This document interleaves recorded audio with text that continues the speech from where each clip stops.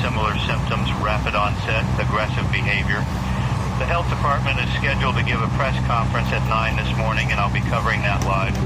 The sun's fully up now, and from where I'm sitting on the 8th floor, the city looks normal. I can see the morning commute, buses running their routes, delivery trucks making their rounds, life continuing as it always does. But there's this undercurrent of uncertainty now, this feeling that maybe today isn't going to unfold like we expected. We're looking at social media, and it's starting to blow up. People posting about aggressive individuals they encountered yesterday, wondering if it's connected. Someone saw a man attacking a woman near Penn Station last night. Another person reporting their neighbor acting erratically and banging on doors at 3 in the morning. Could be unrelated, could be drugs, mental health crises, completely separate incidents, or could be we're seeing the early edges of something larger. The thing about living in a city of 8 million people is that strange things happen constantly. Violence, erratic behavior, it's part of the urban landscape. So when does it cross from normal city chaos to something systematic? When do we recognize a pattern? I think that's what health officials are trying to figure out right now in real time. Another update coming through. Emergency services are reporting higher than normal call volumes overnight. Not catastrophic, but elevated. Mostly calls about disturbed individuals, domestic disturbances, and requests for medical assistance involving aggressive patients. The police department says they're monitoring the situation but haven't declared any kind of emergency. I want to talk about rabies for a minute because I think people need to understand what we might be dealing with. Classic rabies has been around forever. It's a virus that attacks the central nervous system, transmitted through saliva, usually from animal bites. Once symptoms appear, it's almost always fatal. Almost being the key word, because there have been a handful of survivors in medical history, but we're talking single digits globally. The reason rabies is so terrifying is what it does to the brain. The virus causes inflammation, leads to confusion, agitation, hallucinations, hydrophobia, which is fear of water, and eventually paralysis and death. The aggressive behavior people associate with rabid animals comes from the way the virus hijacks the nervous system, essentially programming the host to bite and spread the infection before dying. But here's the thing, rabies doesn't work this fast. The incubation period is typically 1 to 3 months, sometimes longer. These cases are showing symptoms in hours, so either we're dealing with a mutation that's dramatically accelerated the timeline, or this is something else entirely that just resembles rabies. I have a virologist from Columbia University on the line, Dr. Elizabeth Chen. Dr. Chen, thank you for calling in this morning. She's explaining that viruses mutate constantly, and RNA viruses like rabies are particularly prone to genetic changes. A mutation that speeds up replication and symptom onset isn't outside the realm of possibility, especially if the virus has jumped between species recently or encountered some environmental pressure that's selected for faster acting strains.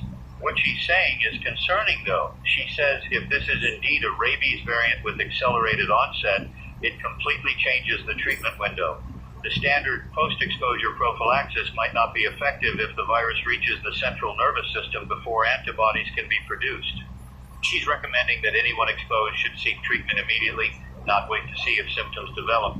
With traditional rabies, you have time. With this, you might not. Now, Dr. Chen just said something else. She said the medical community has been warning about this possibility for years. Rabies is endemic in wildlife populations around the world, and with climate change pushing species into new territories, with urban sprawl bringing humans into closer contact with wildlife, the conditions for a spillover event have been building. Add in international travel, dense population centers, and you have the perfect setup for rapid transmission if a more virulent strain emerges. I asked her if she thinks that's what we're seeing, and she won't commit to it. Says she needs to see data, needs to know what the CDC finds, but her tone tells me she's worried. She's worried in that specific way. Scientists get when theoretical models start matching reality. It's 6:45 now, and I'm switching over to the traffic report, but I'll keep monitoring the health situation. Drive safe out there, and please, if you or anyone you know had contact with someone acting aggressively or was bitten in the last few days, go to a hospital. Don't wait. The traffic's getting worse, actually, not just near hospitals now, but on major routes heading out of the city. Could be normal rush hour building early, or could be people making decisions to leave before this gets worse. Hard to tell. The George Washington Bridge has delays, Lincoln Tunnel is backed up, and there's a cluster of slowdowns on the expressway that doesn't match the normal pattern. I'm watching the news feeds from other cities now. Boston reporting similar cases. Philadelphia has confirmed admissions matching the symptom profile. There's something developing in Baltimore. This isn't isolated to our metro area anymore. This is regional at minimum, possibly wider than that. The phones are lighting up. I'm not taking calls on air yet because I don't want to spread misinformation or panic, but my producer is logging them. People want to know if they should go to work, whether schools are closing, if public transportation is safe. I don't have good answers because the official guidance is still maintain normal routines while being cautious. But I'm thinking about my own family. My wife works downtown. My daughter's in 6th grade at PS 1118. Should I call them, tell them to come home? Based on what exactly? A few dozen cases across multiple hospitals and a vague warning from health officials. Or do I trust that the system will respond appropriately, that we'll get clear guidance when needed? This is the calculus everyone's doing right now. Risk assessment in real time with incomplete information. Do you have to end your life based on possibilities, or do you wait for confirmation and potentially lose the opportunity to act? The health department just moved up their press conference to 8 instead of 9. That tells me something. When authorities accelerate their communication timeline, it usually means the situation is evolving faster than anticipated. They want to get ahead of it, provide guidance before things deteriorate further. I'm looking at case numbers now, and they've updated again. 73 confirmed cases across the metro area as of 6:30 this morning. 73 people in hospitals with this condition, and those are just the ones sick enough to seek emergency treatment. How many people are walking around with early symptoms not yet severe enough to warrant a hospital visit? How many were exposed but haven't developed symptoms yet? If this thing has even a modest transmission rate and symptoms develop within hours, the math gets ugly fast. Exponential growth is hard for human brains to grasp intuitively. We think linearly. 1 case becomes 2, becomes 4. But exponential means 1 becomes 2, becomes 4, becomes 8, becomes 16, becomes 32. And suddenly you're at numbers that overwhelm healthcare capacity. I don't want to catastrophize. Maybe this is containable. Maybe the CDC arrives with treatment protocols that work. Maybe this is a limited outbreak that gets managed before it spreads further. But I also think people deserve honest assessment of what we're facing. And right now we're facing a lot of unknowns with a pathogen that seems to act faster than anything we've dealt with before.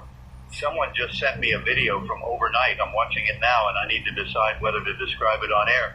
It shows an individual in what looks like a parking garage, movements erratic, attacking someone, getting into a car. The person filming is far enough away that details aren't clear, but the aggression is obvious, unprovoked, savage, sustained even after the victim is down.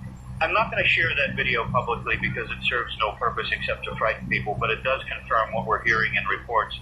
Whatever this condition is, it fundamentally changes behavior. The infected, if that's the right term, become violent in a way that doesn't seem directed by conscious thought. It's more like, and I hate to use this word, more like predatory. The news is calling it a rabies variant, but I wonder if that's the complete picture. Rabies causes aggression. Yes, but what we're seeing described seems more focused, more driven. I spoke with an ER nurse off the record a few minutes ago, and she said the patients aren't just agitated. They're fixated on other people trying to bite, specifically even when restrained. Like the virus is driving them toward transmission behaviors. Evolution doesn't care about the host. A virus that kills its carrier is fine as long as it spreads first. A mutation that makes hosts more aggressive, more likely to bite and transmit before succumbing, that's evolutionarily advantageous for the pathogen. We might be seeing natural selection in action, a virus optimizing itself for human transmission. It's 7 now, and the sun's been up for over an hour, but the city has this different quality to it this morning. I keep looking out the window, expecting to see something obviously wrong, some visual confirmation of the crisis, but it's just Tuesday morning. Coffee shops opening, people walking dogs, taxis cruising for fares. The disconnect between normalcy and emergency is jarring. The mayor's office just announced they're joining the health department press conference at 8. The mayor doesn't show up to routine health briefings. This is crisis management now. They're going to try to project calm and control while explaining a situation that's neither calm nor controlled. I'm reading through the CDC guidelines for rabies exposure, and the standard treatment is post-exposure prophylaxis, which involves a series of rabies vaccine shots and immune globulin. It's effective if administered before symptoms appear, but once symptoms start, survival rate drops to nearly zero. Given how fast this variant is progressing, the window for effective treatment might be just hours. That's terrifying. That means people who were exposed yesterday might already be past the point of saving. More cases are being reported. I'm watching the numbers tick up on the health department's dashboard, which they apparently set up overnight. 89 cases now, 92, 96. The count is updating faster than I can read it. This is widespread. This is not a handful of isolated incidents anymore. The hospitals are coordinating through the city's emergency management system now. They're setting up dedicated isolation wards for symptomatic patients and trying to establish protocols for treatment. But from what I'm hearing, treatment isn't working. The standard rabies vaccine isn't stopping progression. Antiviral medications aren't having an effect. Patients are deteriorating despite intervention. There's a report coming in from Jersey City about an incident at a school. Early morning staff member exhibited symptoms, became aggressive. School is closed. Building is quarantined and everyone present is being evaluated. That's going to trigger school closures across the region. Parents are going to pull their kids even without official directives. My producer is telling me the station's general manager wants to implement emergency broadcasting protocols. That means we'd switch to continuous coverage, cancel regular programming, and focus entirely on this situation. I think that's the right call. People need information more than they need music or regular shows right now. The phone system is overwhelmed. We can't keep up with incoming calls. People are scared and looking for answers, and I'm just one person in a radio studio trying to make sense of information as it comes in. I wish I had more definitive guidance to offer. I wish authorities were being more transparent about the severity of this. Actually, let me revise that. Maybe authorities are being exactly as transparent as they can be, given what they know. It's possible they're just as confused and frightened as the rest of us trying to manage a crisis they don't fully understand yet. The CDC team hasn't even arrived.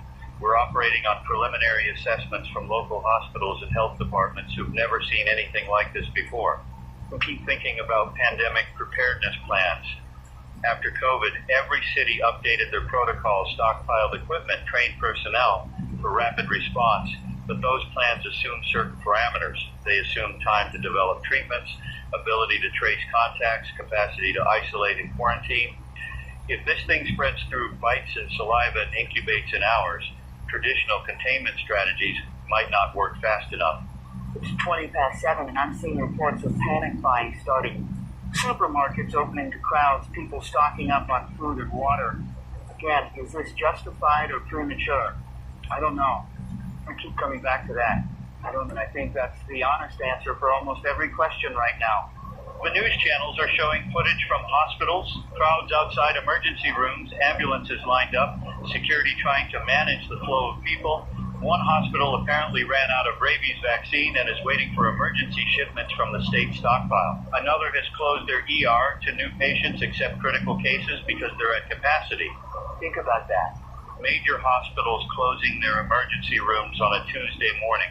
That doesn't happen unless the system is already breaking down. We're not even 12 hours into this being a recognized public health event, and we're already seeing healthcare infrastructure strain. The military is being mobilized. National Guard units are being activated for possible deployment to support civilian authorities. That's coming from the governor's office, which also announced they're declaring a state of emergency, effective immediately. A state of emergency gives the government broader powers to control movement, allocate resources, and enforce quarantines if needed. Quarantines? That word is entering the conversation now. If this can't be treated and it spreads rapidly, the only option is to isolate the infected and limit contact between people. But quarantine on what scale? Buildings, neighborhoods, the entire city? And how do you enforce that in a metro area of 8 million people? I'm trying to imagine the logistics of quarantine in an urban environment like this. You'd need checkpoints, barriers, personnel to manage them. You'd need to maintain supply lines for food, medicine, utilities. You'd need communication systems to coordinate it all. Even with military support, it would be an enormous undertaking, and it would only work if people complied. Will people comply? That's the question, isn't it? When authorities say stay in your homes, don't leave the quarantine zone, trust us to handle this, will people listen? Or will they make their own risk assessments and try to flee, potentially spreading the infection to unaffected areas? I would want to leave, if I'm being honest. If someone told me my neighborhood was quarantined and there was a contagious, deadly disease spreading, my instinct would be to get my family and go, get out before the net closes. And I think most people would feel the same way, which means enforcing quarantine would require force, police, military barriers, essentially martial law. We're not there yet. I need to emphasize that. Right now, it's just a state of emergency declaration, which is precautionary. The governor is giving herself authority to act if needed, but that doesn't mean all those measures will be implemented. Still, the fact that it's on the table tells you how seriously officials are taking this. The press conference is in 30 minutes, and I'm expecting them to announce major actions. School closures, probably. Restrictions on public gatherings, maybe shelter-in-place orders for affected areas. They need to slow transmission while the CDC figures out what we're dealing with and how to treat it. And getting messages from colleagues at other stations, everyone shifting to emergency coverage, radio, TV, online outlets, all switching to continuous monitoring of this situation. The media ecosystem recognizing this is the story, the only story that matters right now. Someone just asked a good question via text. They want to know if animals are affected. The initial assumption was this jumped from animals to humans, but are domestic pets at risk? Are wildlife populations vectors for ongoing transmission? I don't have that information, and I haven't seen it addressed in official statements, added to the list of unknowns. If animals are carriers, that complicates everything. You can quarantine people, but you can't quarantine every dog, cat, squirrel, and rat in the city. You'd have a constant reservoir of infection that could keep sparking new cases, even if you controlled human-to-human transmission. I'm spiraling a bit here, thinking through worst-case scenarios. Let me refocus on facts. What we know for certain, cases of a rabies-like illness are being reported across multiple cities in the Northeast.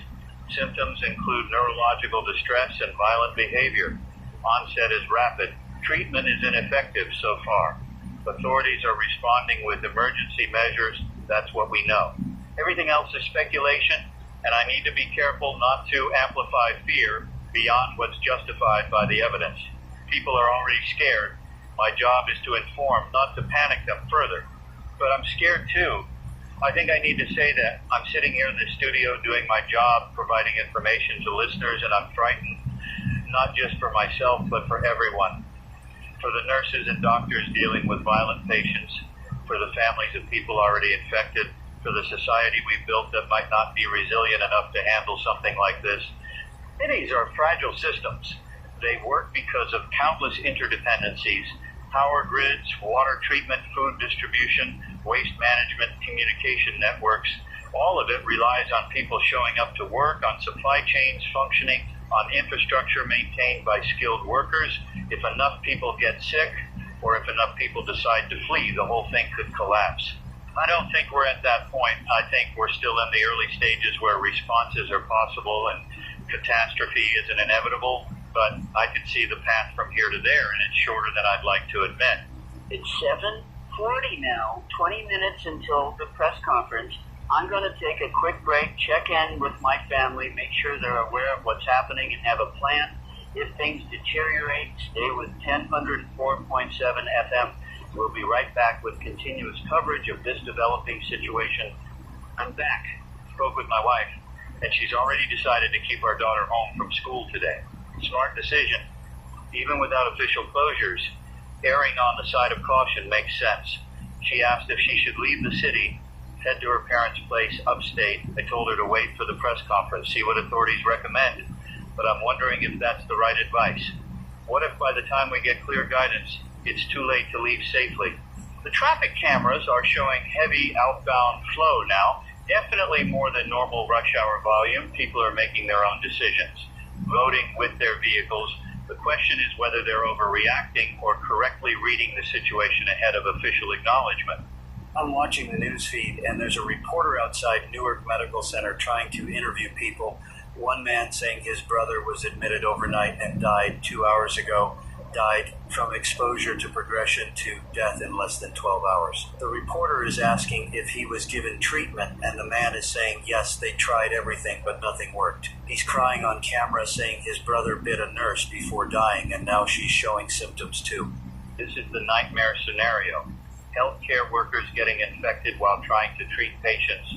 that accelerates the collapse of medical capacity. Doctors and nurses can't work if they're sick or dead, and if they start refusing to treat patients out of fear for their own safety, the system fails. There has to be protective equipment, protocols to minimize exposure risk for medical staff, but in the chaos of emergency rooms overwhelmed with violent patients, protocols break down, someone gets bitten, blood makes contact with a mucous membrane, and the infection spreads. The case count is at 164, just in this metro area, and that's only confirmed cases at hospitals. The real number of infected is certainly higher. Some people won't seek treatment until symptoms are severe. Others might not have access to health care. Others might be dead before anyone knows they were sick. I'm trying to think about what success looks like here. Best case scenario, the CDC identifies an effective treatment. We distribute it widely. We contain the outbreak to current geographic boundaries, and life returns to normal in a few weeks. But that requires everything going right. Discovery of treatment, rapid production, efficient distribution, public cooperation. How often does everything go right during a crisis? More likely this gets worse before it gets better. More cases, more deaths, more restrictions on daily life, quarantines that last weeks or months, economic disruption, social breakdown. And that's if we manage to eventually contain it. If we don't, if this thing keeps spreading unchecked, I don't know what the end game is. The press conference is starting. I'm going to listen and relay the key points. The mayor is speaking first, flanked by the health commissioner and someone from emergency management. She's trying to project calm, talking about the city's resilience and experience handling crises. Now she's getting to specifics. All public schools closed effective immediately. All city-run facilities closed. Public gatherings of more than 10 people prohibited. Residents advised to stay home unless absolutely necessary. That's a significant escalation, essentially shutting down the city's public functions and asking 8 million people to shelter in place. The mayor is saying this is temporary, just a slow transmission, while health authorities work on treatment options. She's emphasizing that utilities will continue, essential services will be maintained, food supply is secure. The health commissioner is speaking now. She's confirming what we've been reporting, a novel pathogen, likely a rabies variant, highly contagious through bodily fluids, rapid onset of symptoms. She's saying anyone exposed should seek immediate treatment, but she's also acknowledging that current interventions have limited effectiveness. They're working with the CDC and NIH to fast-track research into antivirals and vaccines, but that takes time. How much time? Someone asked that question. The commissioner says weeks at minimum, possibly months, for a fully tested and approved treatment. Weeks or months. And what happens to people infected in the meantime? She's talking about isolation protocols now. Anyone showing symptoms needs to be quarantined to prevent spread. Family members of the infected should self-isolate and monitor for symptoms. Buildings where cases have been identified will be placed under temporary quarantine while contacts are traced. The emergency management director is explaining enforcement. Police and National Guard will be establishing checkpoints at key locations. Travel in and out of the city will be restricted to essential personnel only. Violations of quarantine orders will result in arrest. This is mandatory, not advisory. They're implementing martial law. Not calling it that, but that's what it is. Military control of civilian movement, suspension of normal rights in the name of public safety. I understand the logic. Desperate times, desperate measures, but I'm also thinking about what happens when you give authorities this much power and the crisis doesn't resolve quickly. Questions from reporters now. Someone asking about food distribution. The emergency management director says grocery stores will remain open with limited hours, and they're setting up distribution centers in each borough for people unable to leave their homes. Someone else asking about hospitals at capacity. The health commissioner says they're converting convention centers and public spaces into treatment facilities and bringing in medical personnel from outside the affected area. The reporter just asked the question everyone's thinking, is this containable? Long pause. The mayor says they're doing everything possible to contain it, but success depends on public cooperation and rapid development of effective treatments. That's not a yes. That's a politician's non-answer that actually tells you everything. We're wrapping up the press conference. The mayor is asking people to stay calm, follow guidance, and look out for their neighbors. She's saying we'll get through this together. I want to believe that. I want to believe in the confidence of institutions and the resilience of communities. but I've seen how fast things can fall apart, and we're only at the beginning of this. It's 8:15 now, and the reality of what was just announced is sinking in. The city is shut down. I'm in this building, and I can leave to go home, but then what? Sit in my apartment with my family and wait. Wait for what? News of a cure. News that it's spreading faster. News that quarantine failed and the infection is everywhere. I think I need to stay here, keep broadcasting. People need information, and someone has to deliver it. My wife understands. She's getting supplies, securing our apartment, making sure our daughter understands what's happening without completely terrifying her. We're fortunate in a way. We have a home, food, some savings to weather a period without work. Not everyone has that. I'm thinking about the vulnerable populations, homeless individuals, people in poverty, those with chronic health conditions. They're at higher risk of exposure and less able to shelter safely. The official response needs to account for them, but I'm not sure it does. Emergency plans tend to assume everyone has resources and options, and that's just not reality. The news is showing footage of supermarkets now, and it's chaos. People fighting over supplies, shelves emptied, store employees overwhelmed. This is the immediate human response to crisis: hoarding, self-preservation, breakdown of social norms. We're not there yet in terms of complete collapse, but you can see it starting. Police are being deployed to grocery stores and pharmacies to prevent looting and maintain order. That's pulling them away from other duties, stretching resources. And if officers start getting infected, if the police force is depleted by illness, who maintains order then? I'm looking at maps showing confirmed cases, and they're distributed across the entire metro area. No clear geographic pattern, no single source we can trace it back to. Either it's been circulating longer than we realized, or it's spreading through pathways we don't understand yet. Air travel, public transit, food supply, water. How many vectors are there? The CDC team landed about 30 minutes ago and is heading to Newark Medical Center to examine patients and collect samples. They're the experts. They have resources and knowledge that local health officials don't, but they're also walking into a situation that's already beyond the early containment stage.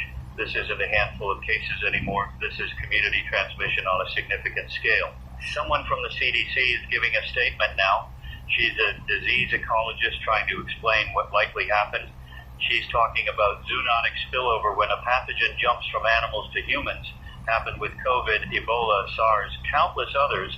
The virus that causes rabies exists in wildlife populations, and mutations occur naturally. Most don't result in viable new strains, but occasionally one emerges that's better adapted to spread in humans. She's saying this variant appears to have several key mutations that explain its behavior: faster replication in neural tissue, increased viral load in saliva, changes to surface proteins that enhance transmission. Essentially, evolution produced a version of rabies optimized for spreading between people. And once it got into dense human populations, it took off. Can it be stopped? She's hedging. Says containment is still possible if measures are implemented rigorously and treatment options are identified quickly. But she's also saying the window for containment is narrow, possibly days. And if this spreads beyond the current affected region, it becomes exponentially harder to control. Days, or we have days to stop this, or it becomes unstoppable. That's what she's saying without saying it directly. I need to talk about what unstoppable means in this context. If a highly lethal, rapidly spreading pathogen can't be contained, it propagates through the entire susceptible population. With modern transportation, that's a global population. Cases appear in new cities, new countries. Local outbreaks become regional. Regional becomes national. National becomes pandemic. And unlike COVID, where many infected people survive, this thing seems to kill most of its hosts. The mortality rate from symptomatic rabies is near 100%. So we're potentially looking at a global event with massive casualties if containment fails.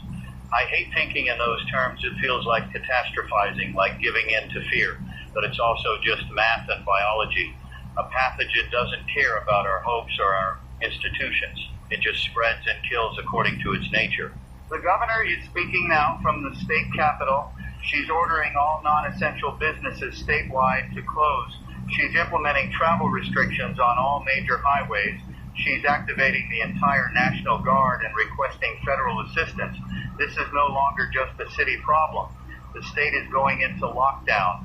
She's also addressing reports of people trying to flee the affected areas. She's saying roadblocks are being established and anyone attempting to leave will be turned back unless they can prove they're uninfected. That's going to be controversial. You can't force people to stay in a plague zone, but you also can't let them spread infection to unaffected areas. There's no good answer. I'm seeing video now of the checkpoints going up, military vehicles, soldiers with rifles, barriers across highways. It looks like something from a movie, not something that happens in reality. But here we are. Reality is stranger and darker than fiction right now. How do you prove you're uninfected? That's a practical problem. We don't have rapid tests for this. We don't even have a confirmed diagnostic method yet. So checkpoints are just looking for symptoms, which means anyone asymptomatic could pass through and spread infection elsewhere. The checkpoint system is security theater more than actual containment. Unless they're not letting anyone through at all. Unless the quarantine is absolute, trap everyone inside the affected zone and wait for the infection to burn through the population. That would be effective from a containment standpoint, but it's also unconscionable. You'd be condemning everyone inside to potential infection and death to protect people outside. Well, I don't think it'll come to that. I think authorities will allow passage for people who test negative once testing is available. But what if testing takes weeks to develop? What if people are trapped here watching the infection spread, unable to leave, waiting for help that doesn't come in time? It's 9 now. 3 hours since I first mentioned this story on air. 3 hours ago was concerning hospital reports. Now it's martial law and quarantine.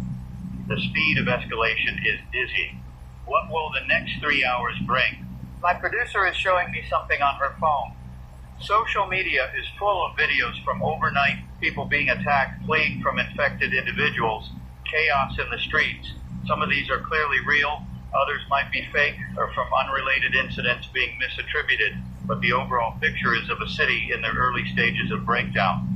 One video shows a police officer being overwhelmed by multiple infected individuals. The officer is trying to use a taser, but it's not stopping them. They keep coming and the video cuts off before we see what happens. I hope the officers survive, but I'm not optimistic. Another video from an apartment building. Someone filming from their window as infected people wander the street below, attacking anyone they encounter. The movements are jerky, uncoordinated, but persistent. They're not running, just walking with purpose toward anyone they see. And when they reach someone, the attack is savage and sustained. This is what the virus does. It takes a human being and reduces them to a biological weapon, a delivery mechanism for spreading itself further. There's no consciousness left, no humanity, just the viral imperative to bite, to infect, to propagate. I'm having trouble processing this. The cognitive dissonance between the normal-looking city outside my window and the horror in these videos is too large. Both can't be true simultaneously, but they are. Different parts of the city are experiencing different realities right now. Some neighborhoods still quiet and unaware, others descending into chaos. The infected seem to cluster. Once one appears, others follow. Maybe they're drawn to the sounds of attack, or maybe the virus is causing them to seek out groups. Either way, it creates these pockets of intense danger surrounded by relative calm. You could walk 1 block and be fine, turn a corner and be in the middle of a nightmare. Emergency services are being overwhelmed. 911 call centers can't keep up with the volume. Police and ambulances are being dispatched to the most critical situations, but there aren't enough units to respond to everything. People are on their own in many cases, defending themselves or fleeing, hoping they don't encounter infected.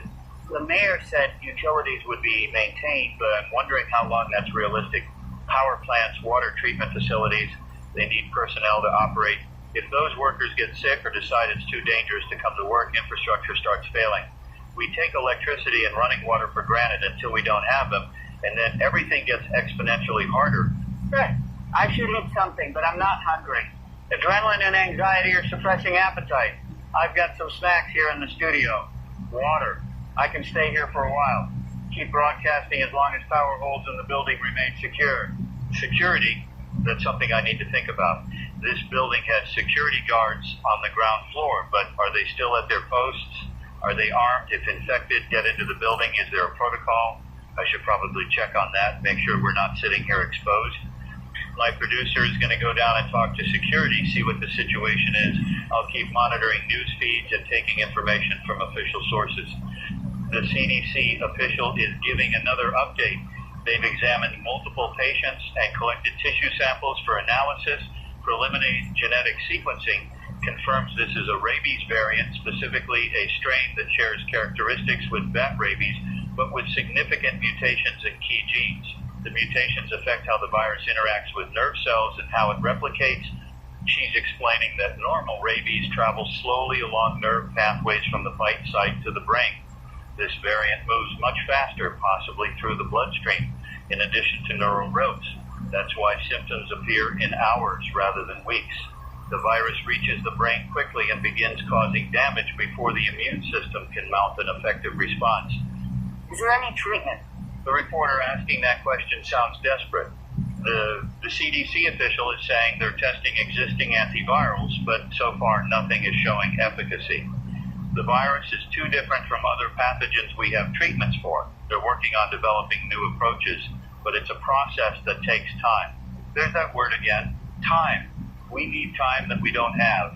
Every hour the virus spreads further, infects more people, kills more hosts. The race is between scientific discovery and exponential growth, and exponential growth has a head start. She's recommending isolation of infected individuals and extreme caution for healthcare workers, full protective equipment, no direct contact, treat it like the most dangerous pathogen we know.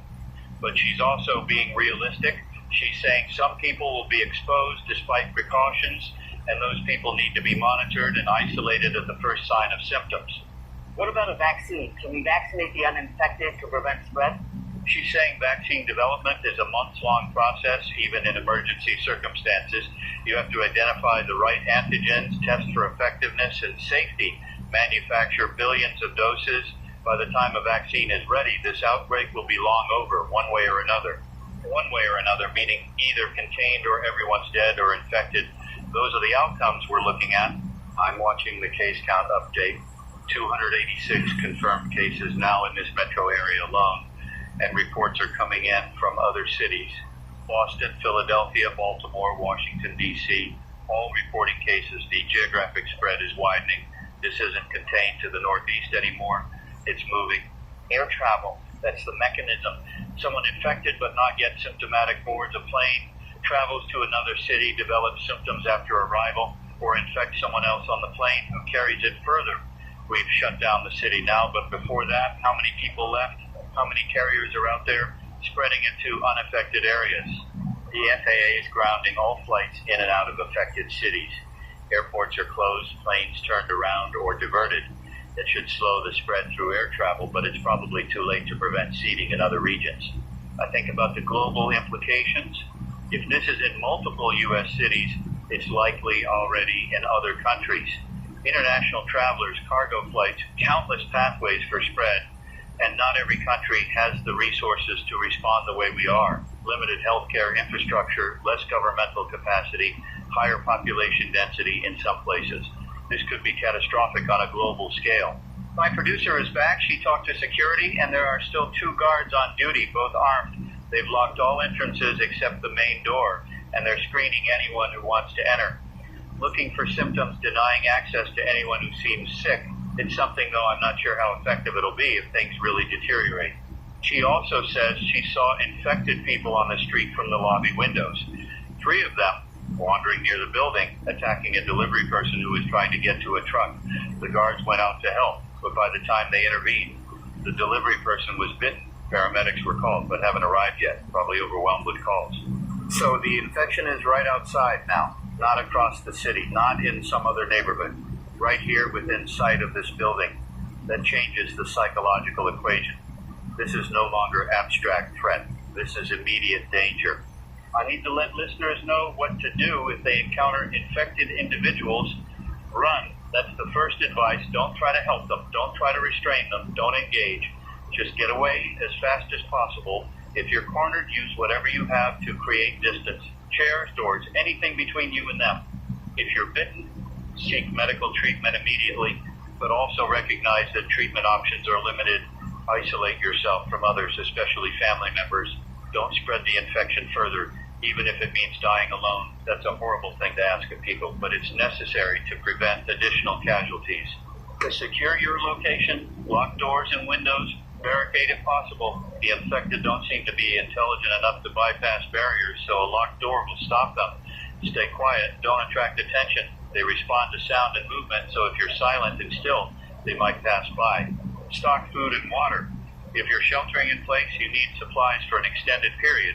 Don't assume this will be over quickly. Don't assume help is coming. Be self-sufficient as much as possible. Stay informed. Keep a radio or internet connection if available. Information will be crucial for knowing when it's safe to emerge, where help is being provided, what the status of the outbreak is. These are survival instructions now, not health guidelines, not recommendations. Survival instructions for a city under siege by a disease that turns people into threats. It's almost 10 and I've been on air for 4 hours straight. I should take a break, but I don't want to leave the microphone. As long as I'm talking, I'm doing something useful. I'm providing information and maybe comfort to people listening. If I stop, if I leave, what happens to the people relying on this broadcast? But I also need to take care of myself. I'm going to step away for 10 minutes, use the restroom, get some water, check in with my family.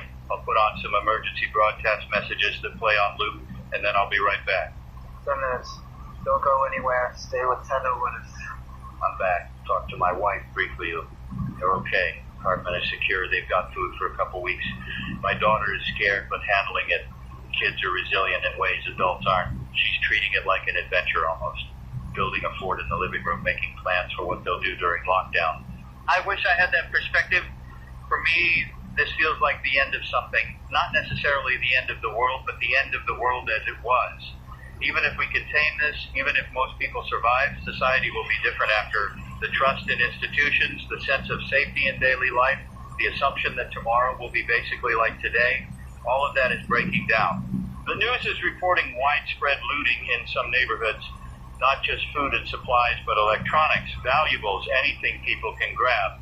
Police aren't responding to property crimes right now because they're focused on violent incidents and infection control. So some people are taking advantage of the chaos to enrich themselves. I understand the impulse. If civilization is ending, why not grab what you can? But it also accelerates the breakdown. Once looting starts, once law enforcement becomes ineffective, social order collapses. We're social animals, and we rely on trust and cooperation to function. When that breaks, we revert to something more primitive. There are also reports of people helping each other. Neighbors checking on elderly residents, people sharing supplies, volunteers organizing to distribute food. The best and worst of humanity on display simultaneously. Crisis reveals character, and you're seeing both heroism and villainy. I want to believe the helpers will outnumber the looters. I want to believe we'll come together rather than fragment. But I've studied enough history to know that isn't guaranteed. Sometimes societies survive catastrophe and rebuild stronger. Sometimes they collapse completely and don't recover for generations. The governor is speaking again. Federal assistance has been approved. FEMA is deploying. Military units are being mobilized. Medical supplies are en route. The federal government is treating this as a national emergency, which means resources from across the country will be directed here. But good news, theoretically. More personnel, more equipment, more expertise. But it also means the federal government recognizes this as a threat to the entire nation, not just a regional problem. They're mobilizing because they know if it's not stopped here, it spreads everywhere. The president is scheduled to address the nation at noon. I'll be covering that live. I'm curious what the messaging will be. Reassurance that the government has things under control. Acknowledgement of the severity and call for unity, or something else entirely. Political leaders tend to downplay crises to avoid panic, but there's a point where downplaying becomes lying and people lose trust. I think we're past that point. People can see what's happening. They need honesty, even if the honest message is we're in trouble and we need everyone working together to survive this. Case count is at 412 in this metro area, growing exponentially just as predicted, and each of those cases represents a person who was healthy yesterday and is either dying or dead today. 412 tragedies, 412 families devastated. How many more tomorrow? Double, triple. At what point do we run out of capacity to count? Hospitals have stopped admitting new patients unless they're critical. There's no treatment anyway, and keeping infected people in hospitals just exposes staff and other patients. The new guidance is to isolate at home if symptomatic. Stay away from others, lock yourself in a room, wait for the disease to run its course. Essentially, go home to die. That's not being said explicitly, but it's the implication. We can't save you, so don't burden the healthcare system. Die quietly so we can focus on prevention and developing treatments. Brutal, but maybe necessary. Triage on a massive scale. Save who you can, accept losses you can't prevent, focus resources where they'll have the most impact. I'm hearing sirens constantly now. Ambulances, police, fire trucks. Background soundscape of a city in emergency. It's been going for hours, and I'm almost used to it. But every time I notice it again, it's a reminder that outside this studio, people are suffering and dying. The power flickered just now, just for a second, but enough to notice. The lights dimmed, the computer screens blinked, and then everything came back. But it's a warning sign. Power infrastructure is vulnerable, and if we start having outages, everything gets harder. I'm going to check with engineering, make sure we have backup power for the station. We need to stay on air. This broadcast might be one of the few reliable sources of information for people, and if we go dark, they're left alone with their fear. Engineering says we have a generator that can run for about 72 hours if main power fails. After that, we need fuel, which might be hard to get depending on the situation. So we have 3 days of guaranteed broadcast capability, then it becomes uncertain. 3 days. That's the time frame for a lot of things right now. Food supplies in many homes, water, if infrastructure fails, generator fuel, medical supplies. We're operating on short timelines with limited buffers. Any disruption cascades into crisis. I'm trying to think about what happens if this goes long term. Not days, but weeks or months. How do you sustain a city under quarantine for that duration? You need continuous supply of food, water, power, medicine. You need waste management because garbage and sewage don't just disappear. You need communication systems to coordinate everything. All of that requires workers, and workers require safety. If conditions deteriorate to the point where essential personnel won't or can't come to work, systems fail. And once systems start failing, the cascade accelerates. No power means no water pumping.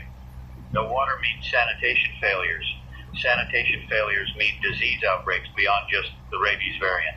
Everything's connected, and breaking one link threatens the whole chain. The military arriving should help with some of that. They have logistics expertise, supply chain management, the ability to operate in hostile environments, but they're also not designed for sustained civilian support operations. They can stabilize a situation, provide temporary relief, but governing a city long-term isn't their role. They keep coming back to the fundamental question, how long can this last? When does it end? And I don't have an answer because nobody does. It ends when we develop effective treatment, or when the infection burns through the susceptible population, or when society collapses completely and there's nothing left to organize. Those are the options. It's 10:30, and I'm going to shift focus to practical information for a bit. Let me talk about water safety, food storage, basic medical care, things people can use if they're on their own for a while. Water first. If municipal water continues flowing, it should be safe to drink, assuming treatment plants are still operating. But if you're worried or notice any change in water quality, you can boil it for at least 1 minute to kill pathogens. You can also use purification tablets or filters if you have them. Store water in clean containers and assume you need about 1 gallon per person per day for drinking and basic hygiene. Fruit. Focus on non-perishables, canned goods, dried pasta, rice, beans. Things that don't require refrigeration and have long shelf lives. Ration carefully if you're not sure when you'll get more supplies. It's better to be hungry than to run out completely. Medicine. If you take prescription medications, hopefully you have at least a month's supply. If not, contact your doctor or pharmacy to get refills while you still can. Your basic first aid have bandages, antiseptic, pain relievers. Nothing will help if you're infected with the virus, but you still need to treat ordinary injuries and illnesses. Sanitation. If water service is interrupted, toilets won't flush. You'll need to figure out waste disposal, bag waste, and store it away from living areas if possible. It's unpleasant but necessary to prevent disease. Communication. Keep phones charged. If power fails, preserve battery life by limiting use. A battery-powered or hand crank radio like the one you're hopefully listening to me on now is essential for receiving information. Security, lock your doors and windows. Be aware of who's around you. Trust carefully. In crisis, some people become threats. Protect yourself and your family first. These are things everyone should know, but in normal times we don't think about. We rely on infrastructure and systems to handle it. Now, those systems are stressed or failing, and individuals need to be self-sufficient. I sound like a prepper, like one of those people who's been planning for societal collapse for years. Maybe they were right to prepare. Maybe the rest of us were naive to think it couldn't happen. The news is showing footage from military units entering the city. Convoys of vehicles, soldiers in full gear, setting up checkpoints and staging areas. It's a massive deployment, thousands of personnel. The show of force is intended to be reassuring, to demonstrate that authorities are in control. But I look at those soldiers and I wonder what they're thinking. They're being sent into a city with a deadly contagious disease, being asked to maintain order among potentially millions of infected people. Some of them won't come home. Some will get infected despite precautions. They know that, and they're doing it anyway because it's their duty. There's something noble in that, the sacrifice for the greater good. But it's also tragic that such sacrifice is necessary. A reporter is interviewing a colonel who's overseeing the deployment. He's explaining that their primary mission is to support civilian authorities in maintaining quarantine and distributing supplies. They're not there to fight, though they're prepared to use force if necessary to protect themselves and maintain order. What does force look like in this context? Shooting infected people who pose a threat, firing on uninfected people who try to break quarantine. The rules of engagement must be complex and morally fraught. You're asking soldiers to potentially kill American civilians to prevent disease spread. I hope it doesn't come to that. I hope people comply with quarantine voluntarily, and the military presence is enough to deter bad actors without requiring actual violence. But hope isn't a strategy, and I suspect we'll see situations where force is used before this is over. It's 11 now, and I've been broadcasting for 5 hours. My voice is getting tired, throat dry. I'm drinking water, but talking continuously takes a toll. I need to pace myself if I'm going to keep this up. The station manager just called. She's not in the building. She's sheltering at home, but she wanted to check that we're still operational. I told her, yes, we're broadcasting, and I intend to keep going as long as possible. She said corporate is supporting that decision, that all their stations are shifting to emergency coverage, that this is what we exist for. It's good to have that validation. I was worried they might pull the plug, decide it's too dangerous to keep staff in the building, but they understand the importance of maintaining communication with the public. She also warned me that some stations have already gone offline. Equipment failures, staff unable to get to work, buildings compromised by infected. The information ecosystem is fragmenting, which means the stations still operating have more responsibility to keep broadcasting.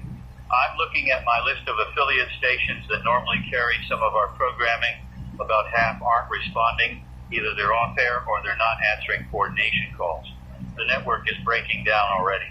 Local TV news is still broadcasting, at least the major stations, but their footage is increasingly from remote cameras or drones rather than field reporters. Too dangerous to have camera crews out in affected areas, so they're showing aerial shots of empty streets, burning buildings, clusters of infected wandering. One shot shows what looks like hundreds of infected people gathered in a plaza, just standing there, swaying slightly, occasionally turning toward movement. It's like something from a nightmare. The reporter is speculating that they're drawn to gathering points for some reason. Maybe instinct, or maybe the virus is directing behavior to maximize spread. If they cluster in predictable locations, that could actually help containment, easier to avoid or isolate them if they're not randomly distributed. But it also creates these intense danger zones that are impossible to traverse. The president is going to speak in an hour. I'm expecting a formal declaration of national emergency, mobilization of all federal resources, maybe restrictions on interstate travel. The question is whether he'll be honest about the severity or try to sugarcoat it. Leadership during crisis requires balancing transparency with preventing panic. You need to tell people the truth so they can make informed decisions, but you also can't cause mass hysteria that makes everything worse. It's a difficult line to walk. I think people are smart enough to handle the truth. They can see what's happening. Lying to them just destroys trust and makes coordination harder. Better to say this is bad, we're working on it, here's what you need to do. People respond well to clear direction even in terrible circumstances.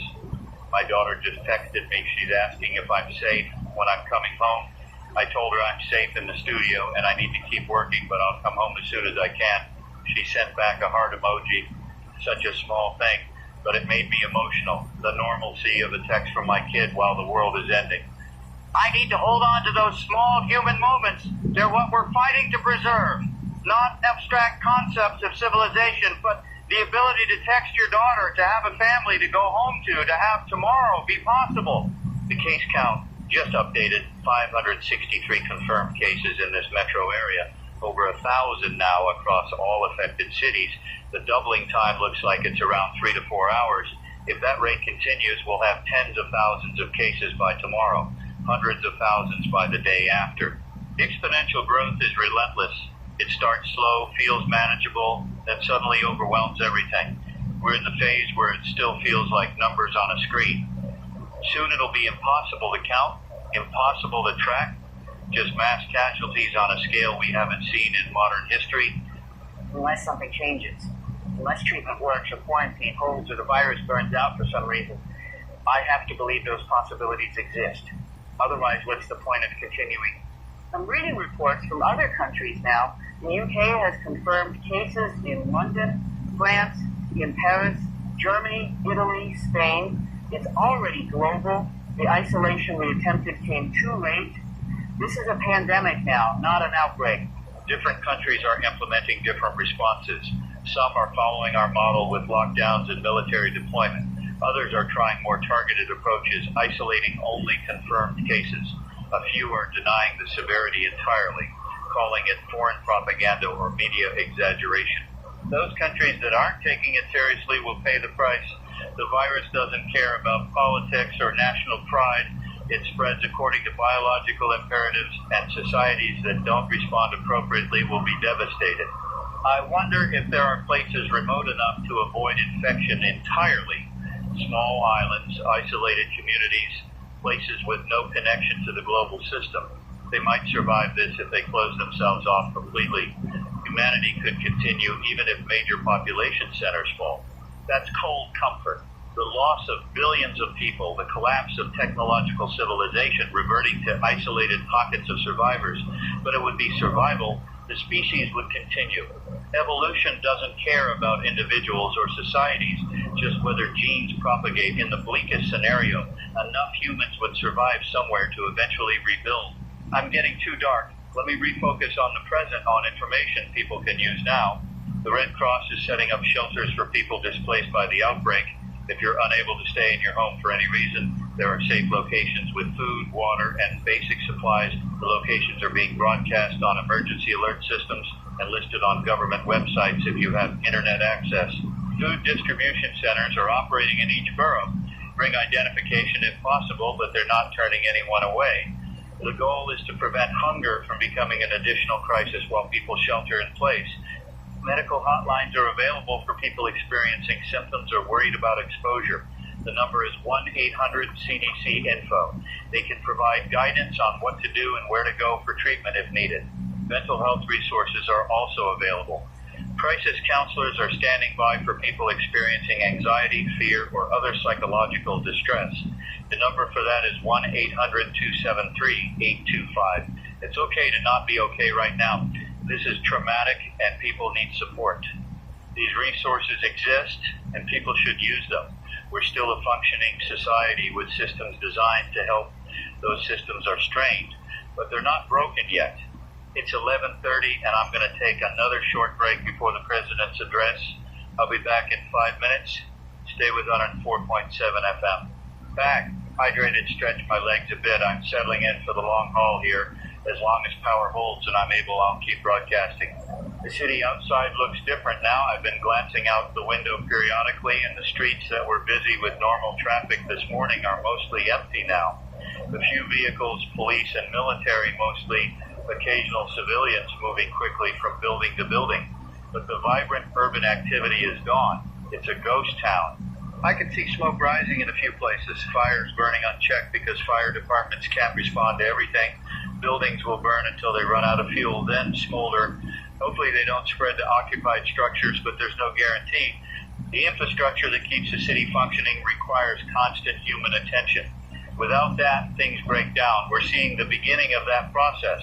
My producer is monitoring social media, and she's showing me some of the posts. A lot of fear and confusion, people asking what to do, where to go, whether rumors are true, but also some misinformation, claims that this is a government bioweapon or that the infection can spread through air or that there's a cure being withheld from the public. I need to address some of those directly. This is not a bioweapon. All evidence points to a natural viral mutation, possibly accelerated by environmental factors, but not deliberately created. The infection spreads through bodily fluids, primarily saliva from bites, not through air, and there is no cure being withheld. Scientists are working desperately to find treatment options, but viruses are complex, and developing effective interventions takes time. Misinformation during crisis is dangerous. It leads to poor decisions, wasted resources, and loss of life. Please rely on official sources, government health departments, the CDC, reputable news organizations, not random social media posts or conspiracy theories. I understand the impulse to find patterns, to assign blame, to believe there's some hidden truth. It's a way of feeling like you have control or understanding, but sometimes there is no hidden truth. Sometimes bad things happen because of chance and biology, not because of conspiracies. The president is about to speak.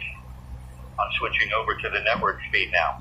He's at the podium in the White House, flanked by health officials and military brass. He looks tired, which is actually somewhat reassuring. Better that he looks like he understands the gravity than if he was smiling and confident. He's starting with acknowledgement of the crisis, confirming that the United States is facing an unprecedented public health emergency caused by a novel viral pathogen. He's declaring a national emergency and invoking federal powers to coordinate response across all agencies and states. All interstate travel is being restricted to essential personnel only. Checkpoints are being established on major highways.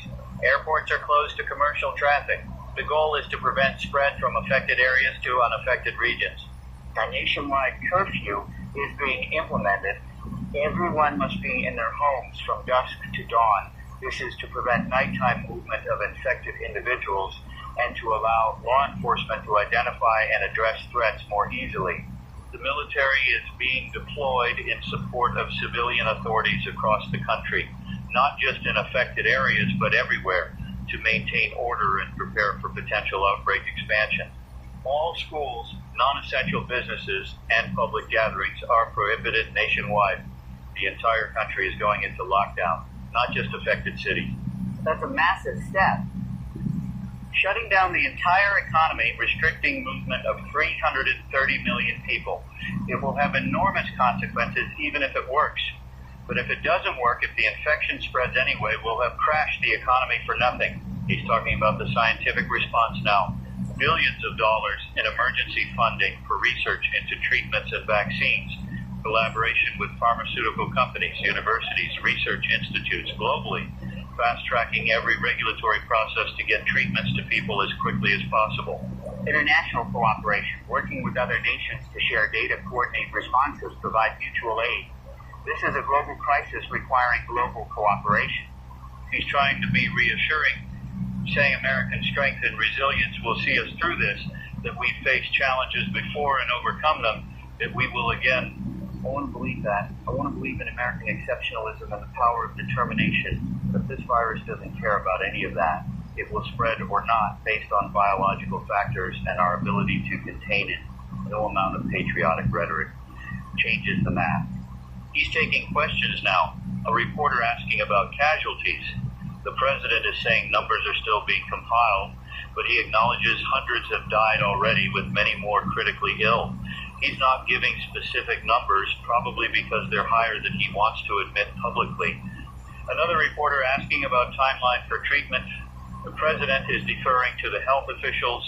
The NIH director is saying they've identified several promising antiviral compounds that might be effective. They're starting human trials immediately, bypassing normal safety protocols given the emergency. results within days on whether anything works. Days, not hours. More people will die while we wait for results, but if something works, it could change everything. One effective treatment could turn this from existential crisis to manageable outbreak. Someone asking about enforcement of restrictions. The president is saying local and state police will be primary, supported by National Guard and active military where needed. Anyone violating quarantine or curfew will face arrest and prosecution. How do you arrest and prosecute thousands or millions of people if compliance is low? You don't. You make examples of some to deter others, and you accept that enforcement will be imperfect.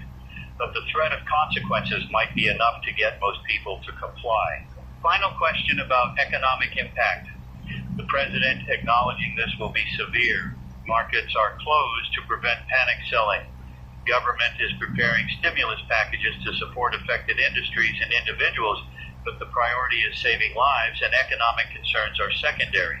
Easy to say when you're not worried about losing your job or feeding your family. For many people, economic concerns are survival concerns. You can't shelter in place if you can't afford food. You can't isolate if you're evicted from your home. The safety net will need to be expanded massively to support people through this.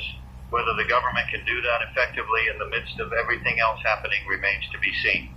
The president is finishing up final appeal for unity, courage, and following guidance from authorities.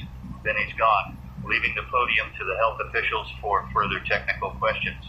It's noon now, 6 hours since I first mentioned this story. It's consumed the entire day, the entire world, and we're just getting started. This will go on for days, weeks, maybe longer. I'm going to keep broadcasting, keep providing information, context, hopefully some comfort to people listening. That's all I can do. Stay on air, stay present, give people a voice to listen to so they know they're not alone. If you're out there listening, wherever you are, whatever your situation, know that we're in this together. I'm here with you. We're all here together trying to survive and help each other survive. That has to count for something. Stay safe. Stay informed. Stay with 104.7 FM. Daniel Rothman, continuing coverage of the crisis. The phone lines are completely jammed now.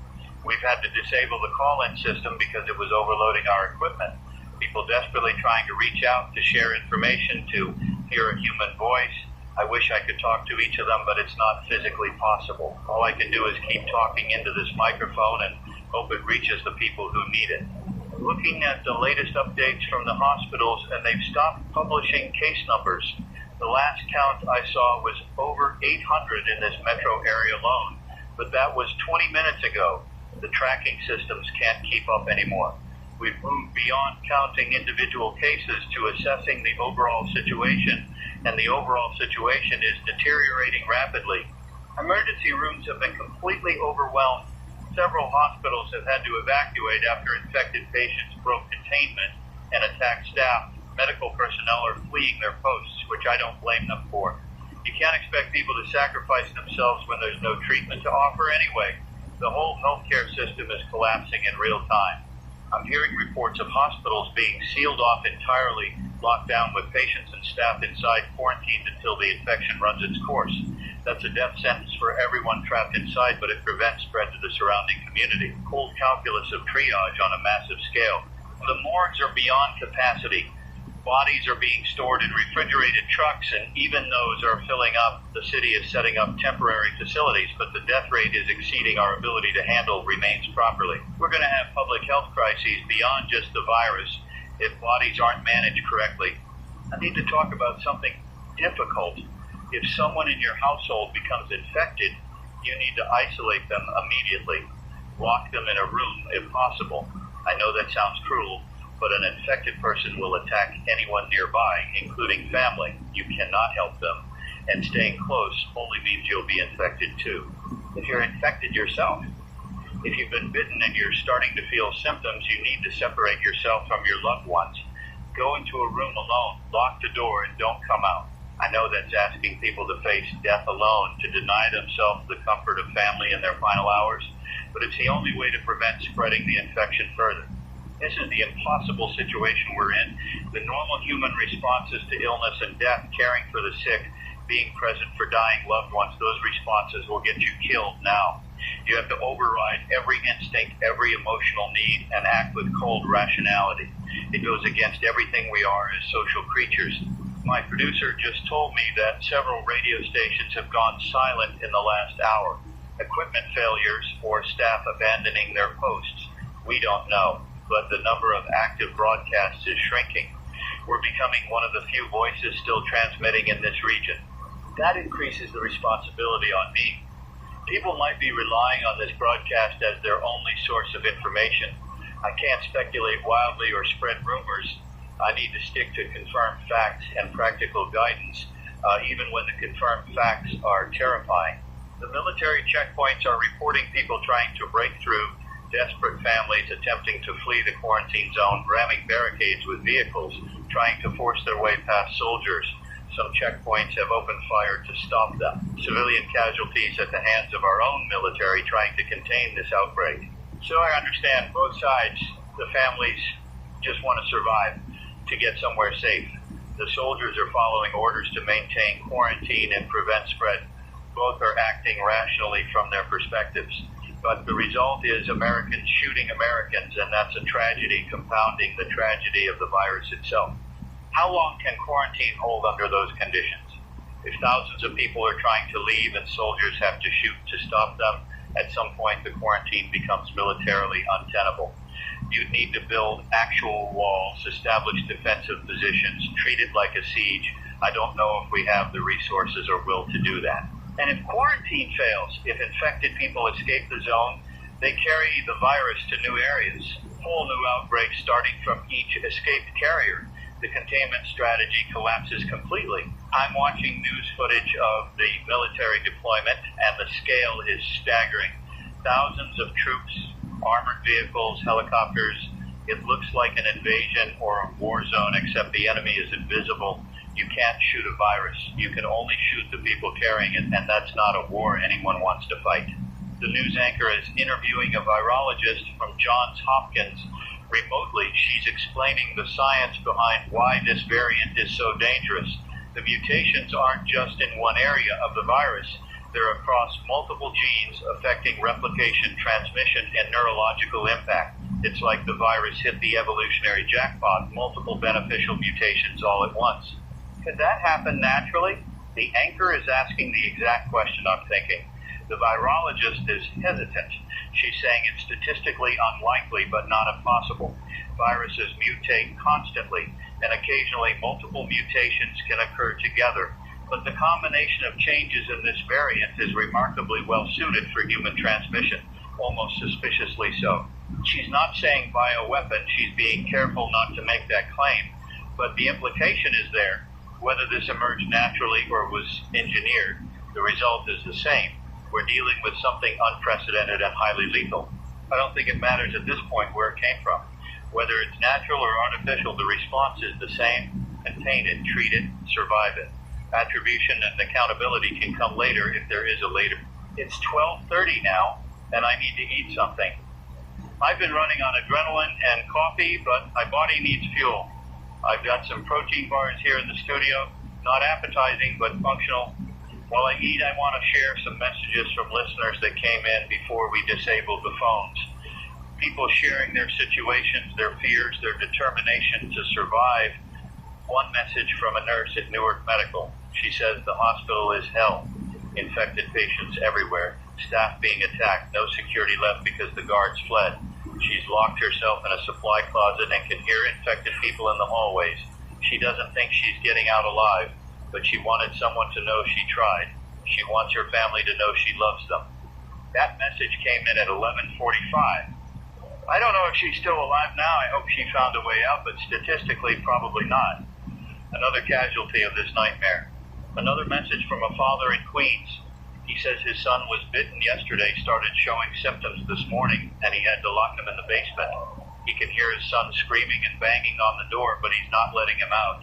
He's asking if there's any hope, any treatment coming that might save his son. I don't have an answer for him. The trials for antiviral treatments are just beginning. Even if something works, it'll be days before it's available, and his son probably doesn't have days. The honest answer is no, there's no hope for his son. but I can't say that on air. I can't destroy what little hope people are clinging to. So I equivocate. I say treatments are being tested. Results should be available soon to keep monitoring official announcements. It's not quite a lie, but it's not the truth either. The truth is his son is going to die, and all he can do is make sure the rest of his family doesn't die with him. A message from a woman in Brooklyn. She's alone in her apartment, and she can hear infected people in the hallway. They've been trying to break down her door for the past hour.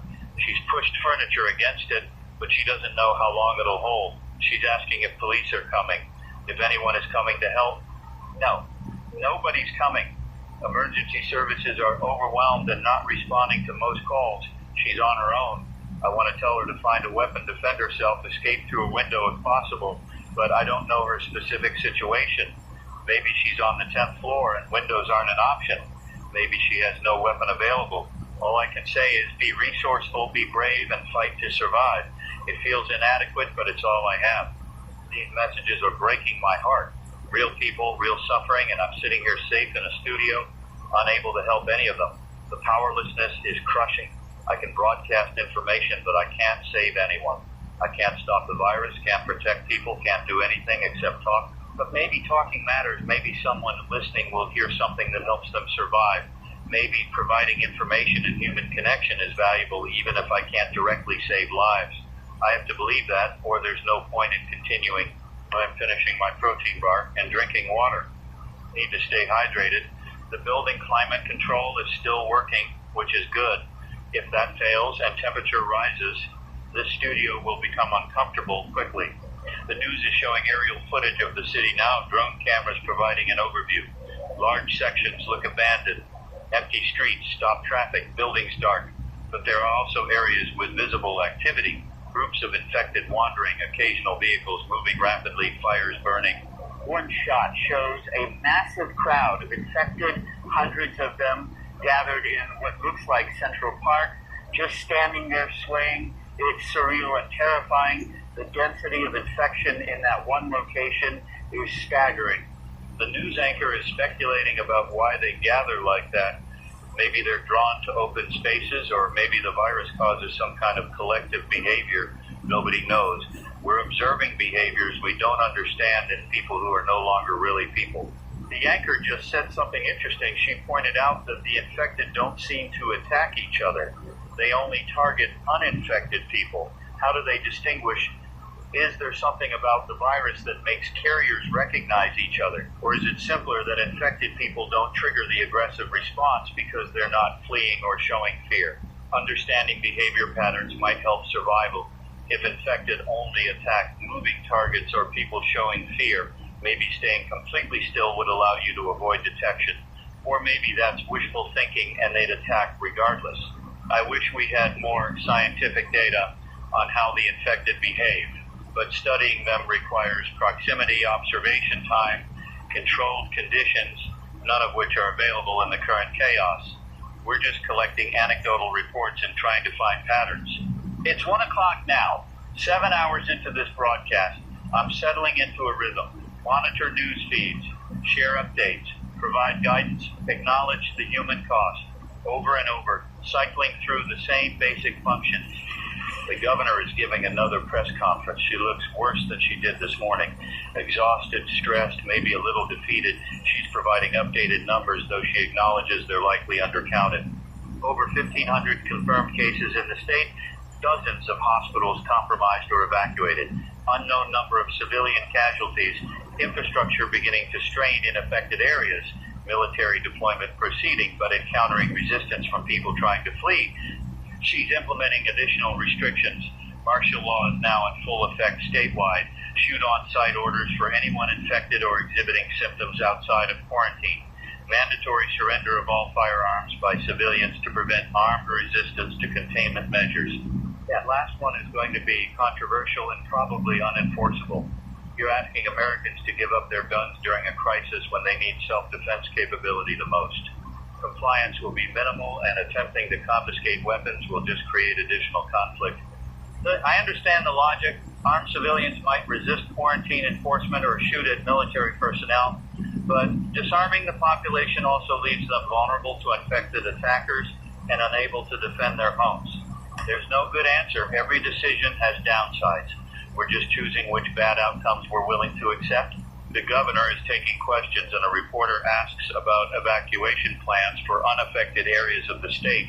The governor says there are no plans to evacuate because there's nowhere to evacuate to. The virus is spreading across the region, and moving people would just spread it faster. So we're staying put, everyone in their homes or wherever they are, waiting to see if infection reaches them or if containment holds. Another reporter asking about food supplies. The governor says supply chains are being maintained by military logistics, and distribution points will be established in each community. Nobody will starve as long as the state has resources. As long as the state has resources, that's the qualifier. We have food stored, supplies stockpiled, but it's not infinite. At some point, if this goes on long enough, we'll run out. And then what? I suppose we deal with that problem when we get to it. No point worrying about food shortages weeks from now when people are dying today. The press conference is ending.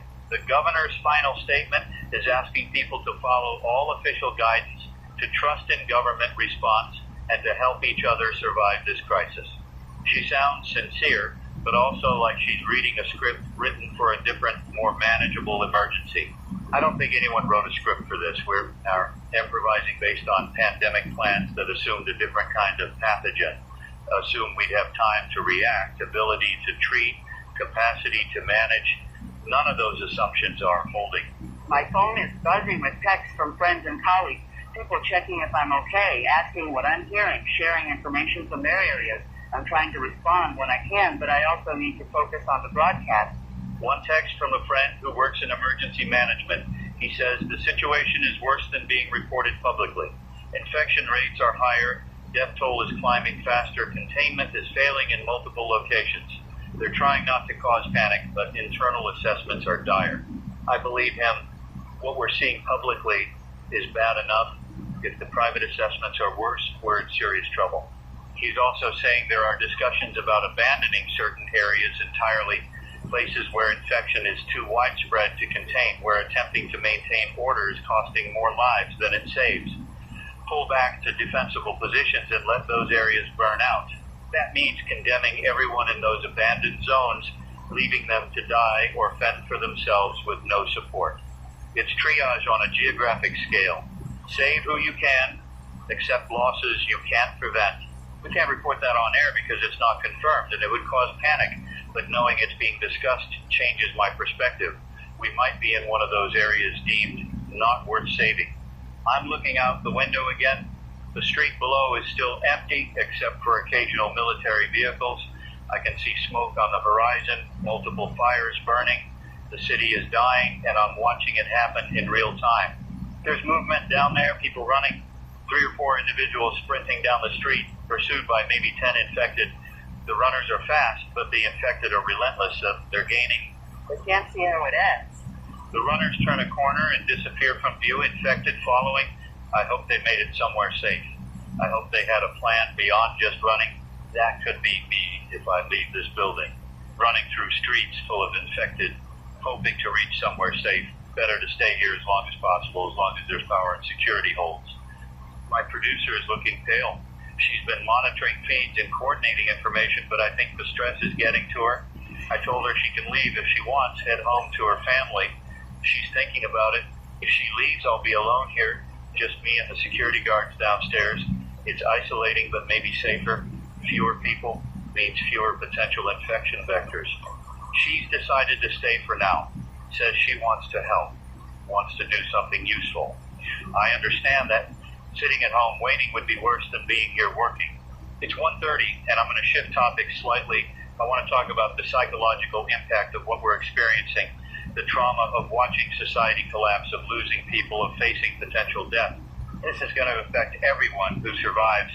Post-traumatic stress, depression, anxiety, survivor's guilt. The mental health crisis that follows this will be enormous, assuming we survive long enough to have a afterwards. If you're feeling overwhelmed, that's normal. If you're scared, that's appropriate. If you're grieving, you have every right to grieve. Don't suppress those emotions. Feel them, process them, but don't let them paralyze you. Focus on what you can control. Your immediate environment, your actions, your preparations. You can't control the virus or government response or global situation. but you can control how you react, how you prepare, how you treat others. Find meaning where you can. Help someone if you're able. Document what's happening. Connect with loved ones. Small acts of humanity and purpose can sustain you when everything else feels hopeless. And if you're thinking about giving up, about ending things because it seems hopeless, please don't. We don't know how this ends yet. There might be treatment tomorrow. Containment might work. Survival is possible, but only if you stay alive long enough to see it. I know that's easier said than done. I'm sitting here in relative safety while others are fighting for their lives, but I'm also human, also scared, also wondering if I'll survive this. We're all in the same existential crisis together. The suicide hotline number again is 1-800-273-8255. If you're in crisis, call them, talk to someone. Don't face this alone. I'm seeing reports of people taking their own lives rather than face potential infection. I understand the impulse, control over your own death when everything else is out of control, but it's premature. We're still in the early stages. There's still hope. Hope is hard to maintain when the evidence points toward catastrophe, but humans are resilient. We've survived plagues before, not everyone, but enough to continue. Enough to rebuild. That has to be the assumption we operate under. The news is showing more military deployments. Federal troops arriving to supplement National Guard, tanks, armored personnel carriers, heavy equipment. The scale of mobilization is incredible. The reporter is asking a general what the mission is. He's being vague. Support civilian authorities, maintain order, protect critical infrastructure. All standard language that doesn't reveal actual strategy. I think the mission is containment at all costs. Even if that means shooting civilians, letting areas burn, accepting mass casualties. The military's job is to prevent this from spreading further. Period. Individual lives are secondary to that strategic objective. It's brutal calculus, but probably necessary. If this spreads beyond the current quarantine zones, if it reaches the entire country, we lose everything. Better to sacrifice those already infected to save those still clean. I'm one of the potentially infected in the quarantine zone, exposed to risk, subject to that brutal calculus. If I were outside the zone, I'd probably support the containment strategy. Inside, it feels like abandonment. Perspective matters. Easy to support difficult decisions when you're not the one being sacrificed. It's 2 o'clock now, 8 hours of broadcasting. I'm going to need another break soon. Body needs rest even if mind is wired on adrenaline. The case numbers are completely useless at this point. We're past tracking individual cases into measuring overall infection rate in the population. Epidemiologists are estimating based on hospital admissions, death rates, and mathematical models. Current estimates suggest 5 to 10% of the metro area population might be infected. That's 400,000 to 800,000 people in less than 24 hours. The doubling time is accelerating as more infected means more potential transmission vectors. At this rate, the majority of the population will be infected within days, unless containment works, unless treatment emerges, unless something changes the trajectory. I'm trying to imagine what this city looks like in 3 days if current trends continue. Millions infected, millions dead, infrastructure collapsed, survivors hiding wherever they can, the military trying to maintain control of a wasteland. It's apocalyptic, not metaphorically, literally the end of the world as we know it. The city might never recover. Even if we stop the virus eventually, the damage might be too severe to rebuild. Other cities are experiencing similar trajectories. Boston, Philadelphia, D.C., all reporting exponential growth. The entire East Coast corridor is becoming a plague zone. And internationally, it's spreading even faster in some places. Cities with higher density, less developed healthcare infrastructure, weaker government response. The death tolls are going to be staggering. China is reporting they've sealed off entire cities. Tens of millions of people in complete lockdown, military enforcing quarantine with lethal force. If anyone tries to leave, they're shot on sight. It's draconian, but might be the only effective response. European countries are implementing similar measures. Russia's response is opaque, but reports suggest they're being even more brutal than China. Anyone showing symptoms is being executed immediately to prevent spread. The moral questions are overwhelming. Is it justified to kill infected people to protect the uninfected? Is it murder or necessary public health intervention? Where's the line between reasonable precaution and atrocity? I don't have answers. I just know that people are dying in massive numbers, and governments are doing whatever they think necessary to stop it. The Philippines is reporting complete breakdown of government control in Manila. Infected overrunning the city, authorities fled, population on their own. If that pattern repeats in other places, we'll have major cities simply ceasing to function as organized entities. What happens to millions of people in a city without government, without services, without security? Chaos, violence, death, survivors forming groups, defending territory, competing for resources, reversion to something primitive and brutal. We're watching civilization collapse in real time. The structures we built over centuries coming apart in hours. It's sobering and terrifying. I need to take that break now. 10 minutes. I'll be right back. Stay with Tenor. I'm back. Splash water on my face, tried to clear my head, and it's hard to maintain focus after so many hours of this, but I need to keep going. The building security just reported an incident. Infected people tried to enter the lobby. The guards engaged and had to shoot 2 of them. The bodies are in the street outside. So the infection is at our doorstep now. Not abstract threat in other neighborhoods, but right here. The guards are securing all entrances, barricading with whatever they can find. We're turning this building into a fortress. How long can we hold if infected are actively trying to get in? Security has weapons and ammunition, but not unlimited supplies. If we're besieged by dozens or hundreds of infected, eventually they'll either overwhelm defenses or we'll run out of ammo. I need to think about exit strategies. If this building becomes untenable, where do I go? Home to my family? Try to reach a military checkpoint? Find some other secure location? Those are options. The streets are full of infected. Travel means exposure. Staying means potential siege. Every choice carries enormous risk. For now, staying put makes sense. We have supplies, defensible position, power, and communication. But I need to be ready to leave if circumstances change. My producer is setting up additional barricades in the stairwells. If infected get into the building, we want to slow their access to upper floors. It's probably futile. They're relentless and strong, but any barrier helps. I'm alone in the studio now. She's downstairs helping with fortifications. It's quieter without her presence, more isolating. Just me and the microphone and the world ending outside. The afternoon light is strange. Smoky from all the fires, giving everything an orange tint. It's beautiful in an eerie way. Apocalypse has aesthetics, apparently. I'm getting philosophical, which probably means I'm more tired than I realize. Need to stay sharp, stay focused on practical matters. The news is reporting that communication infrastructure is beginning to fail in some areas. Cell towers going down, internet nodes offline, power outages spreading. The information network that connects everything is fragmenting.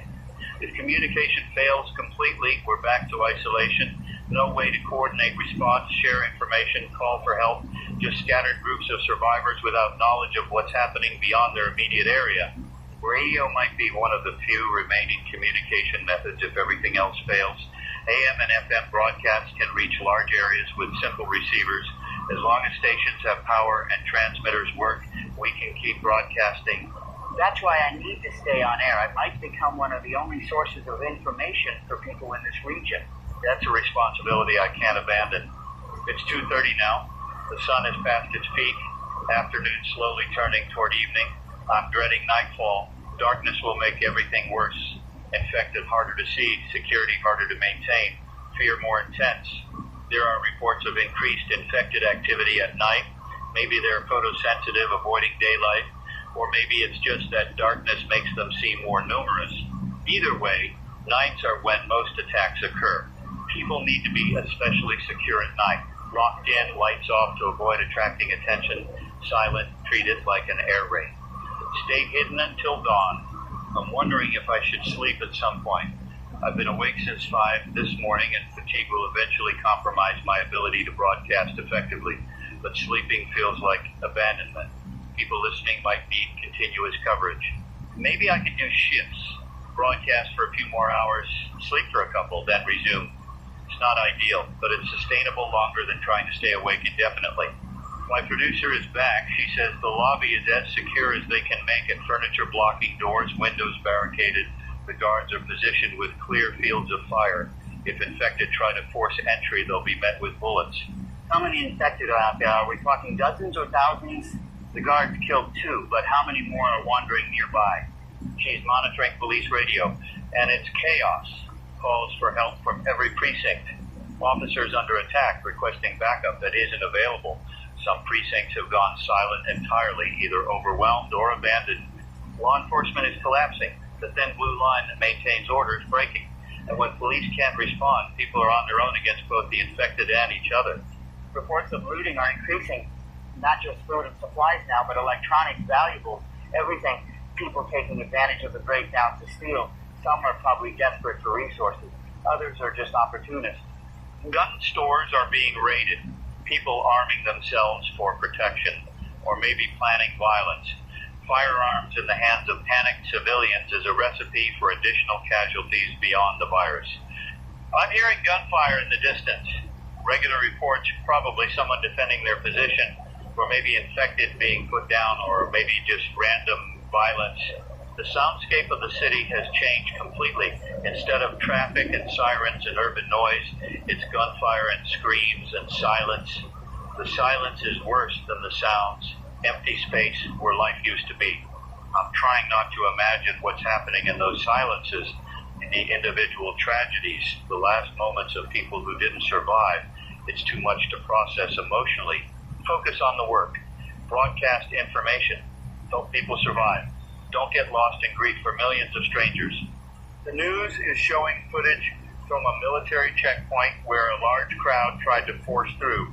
The soldiers opened fire, killing dozens, bodies lying in the street, survivors fleeing, complete chaos.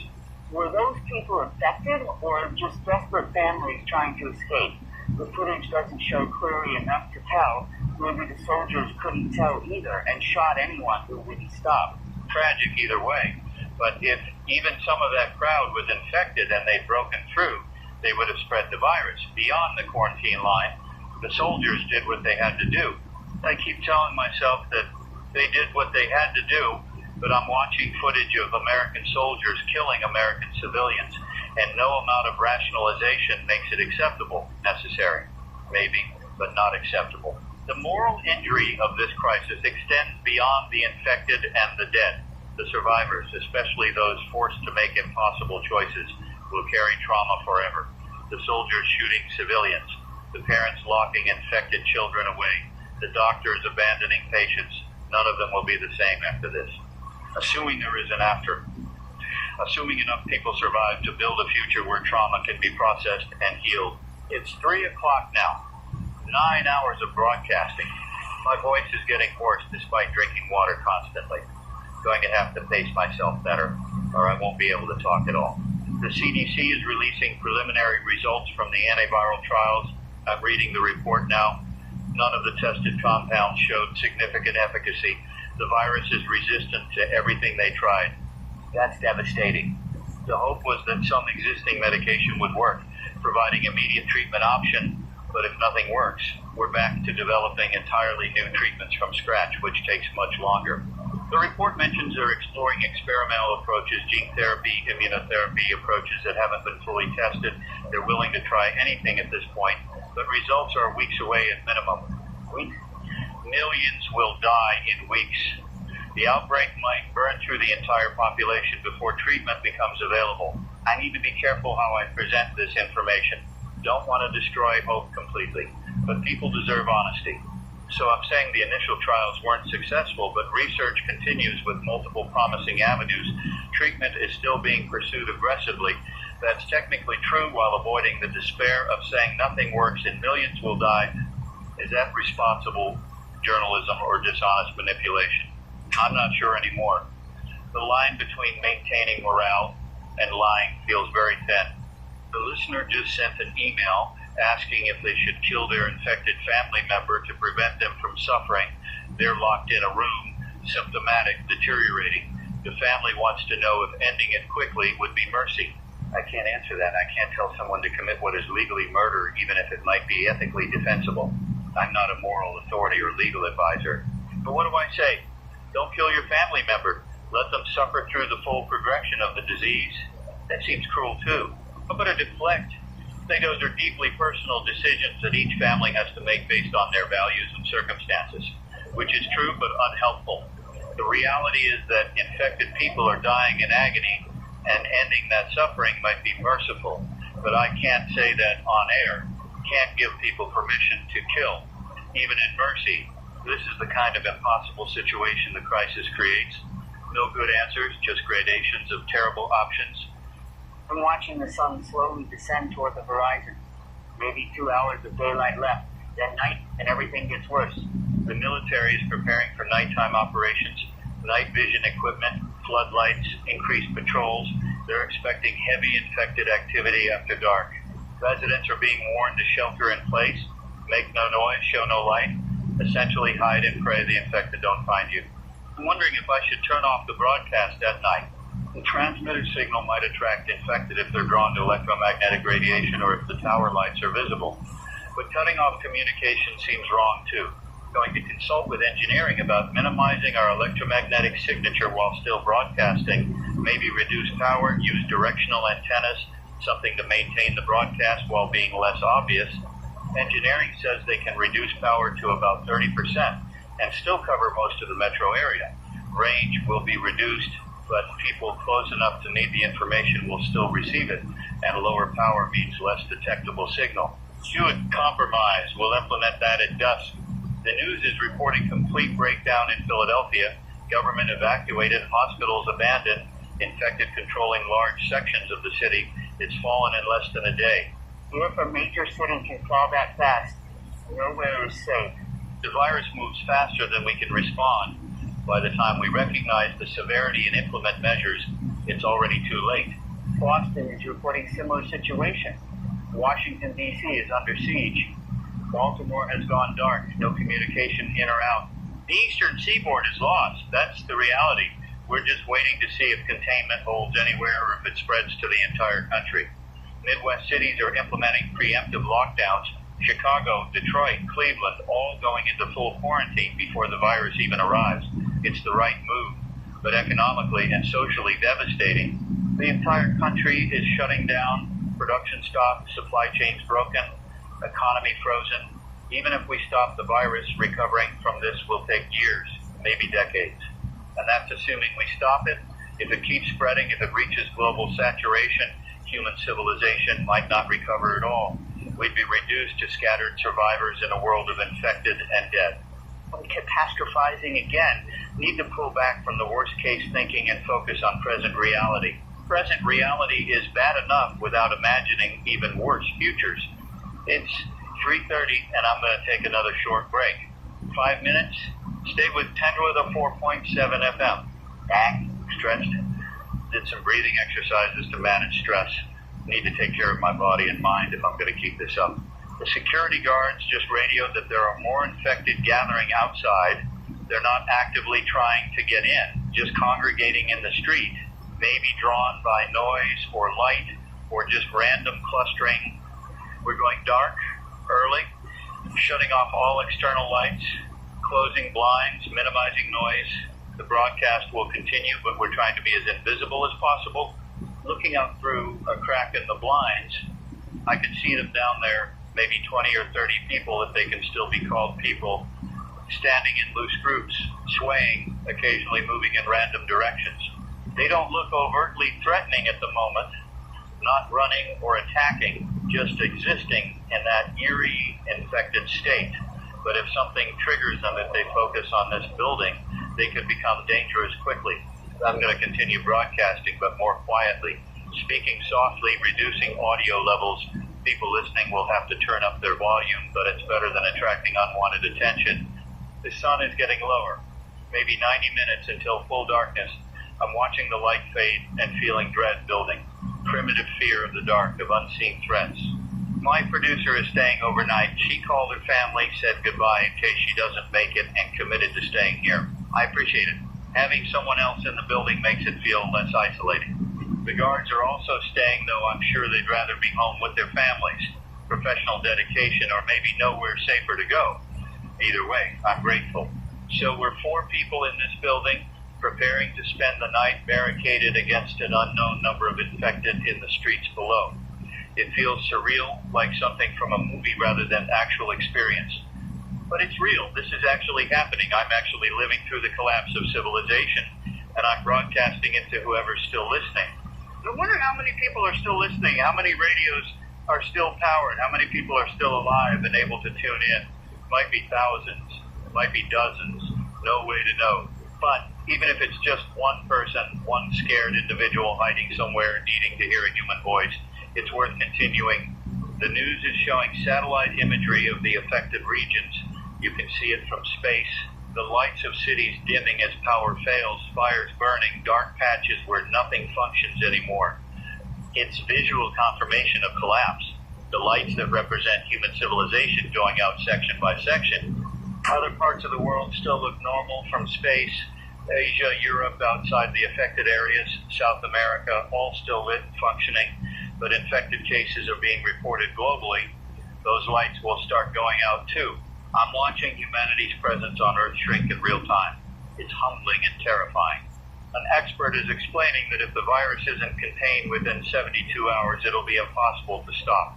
The infection will be too widespread, too many separate outbreak locations, too much breakdown of response capability. 72 hours from first recognition of the outbreak. Right now, the timeline is unclear. If you're operating on a 72-hour containment window, we're already past it. The first cases were recognized over 12 hours ago, probably circulating before that. We don't have 72 hours. We might have 48 or less. 2 days to stop a global pandemic with no effective treatment. It's not enough time. The math doesn't work. I think we're past the point of containment. The question now is survival. How many people can we save? How much of civilization can we preserve? What does the world look like on the other side of this? Dark questions with no good answers. It's 4 o'clock now, 10 hours of broadcasting. I'm exhausted but wired on adrenaline. Sleep seems impossible even though my body needs it. The phones are completely dead now. Not just disabled, actually non-functional. Either the network is down or our equipment failed. Either way, no more incoming calls. Internet is getting spotty too. Pages loading slowly, connections dropping. The infrastructure is degrading as maintenance personnel abandon their posts and systems fail. Eventually, we'll lose internet completely. Then it's just broadcast radio, one-way communication. I talk, people listen, but no way for them to respond. That's isolating in a different way. Broadcasting into the void without feedback, without knowing if anyone's receiving or if I'm talking to empty air. But I'll keep talking anyway, because maybe someone's listening. Maybe it helps. Maybe it's all I can do. My producer just brought me some food from the vending machines, chips and candy bars. Not nutritious, but calories. Need to maintain energy. As she's setting up a sleeping area in one of the offices, taking shifts, one person monitoring while the other rests. Smart planning for a long siege. I volunteered to take first watch. She's been working hard on logistics and defenses. She should rest first. I'll wake her in a few hours and try to sleep myself. Assuming I can sleep. Assuming my brain will shut down enough to allow rest. Right now, it feels like I'll be wired forever, running on crisis energy until I collapse. The street below is getting darker as the sun sets. The infected are still there, more of them now, maybe 50 or 60. They're not doing anything threatening, just existing in that space. What are they experiencing? Is there any consciousness left, any awareness, or is it just the virus driving meat puppets through basic behaviors? I want to believe there's nothing left, that the infected aren't suffering.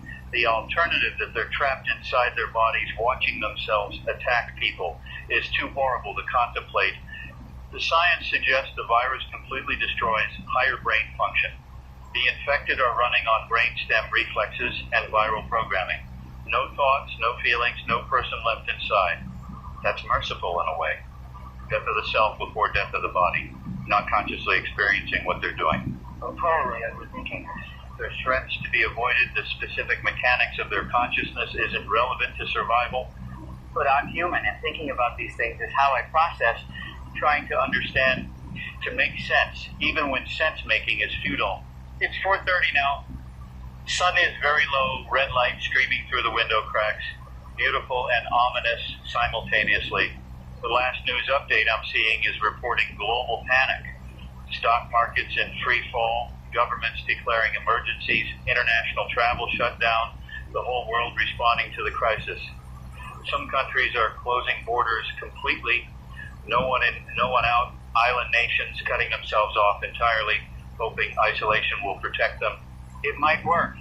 If they can keep infected out and the virus hasn't already spread there, they might survive intact.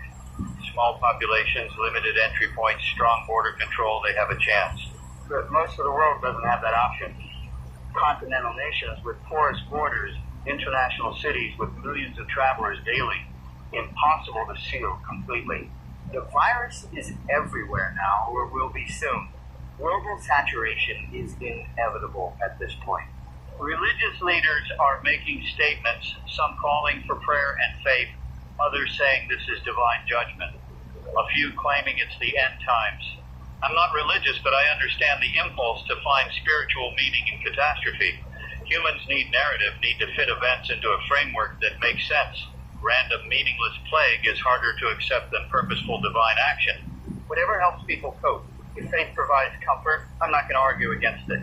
The Pope gave a statement from the Vatican calling for unity, compassion, care for the suffering, standard religious messaging, but delivered with genuine emotion. He seems frightened like everyone else. Even the Pope doesn't have answers. We're all equally confused and terrified, regardless of position or faith. The music calls that would normally sound in Muslim communities are silent. Mosques closed, gatherings prohibited, one of the most fundamental religious practices interrupted by disease. Same with churches, synagogues, temples of every faith, places of worship shuttered because gathering spreads infection. God can't protect you from a virus, apparently.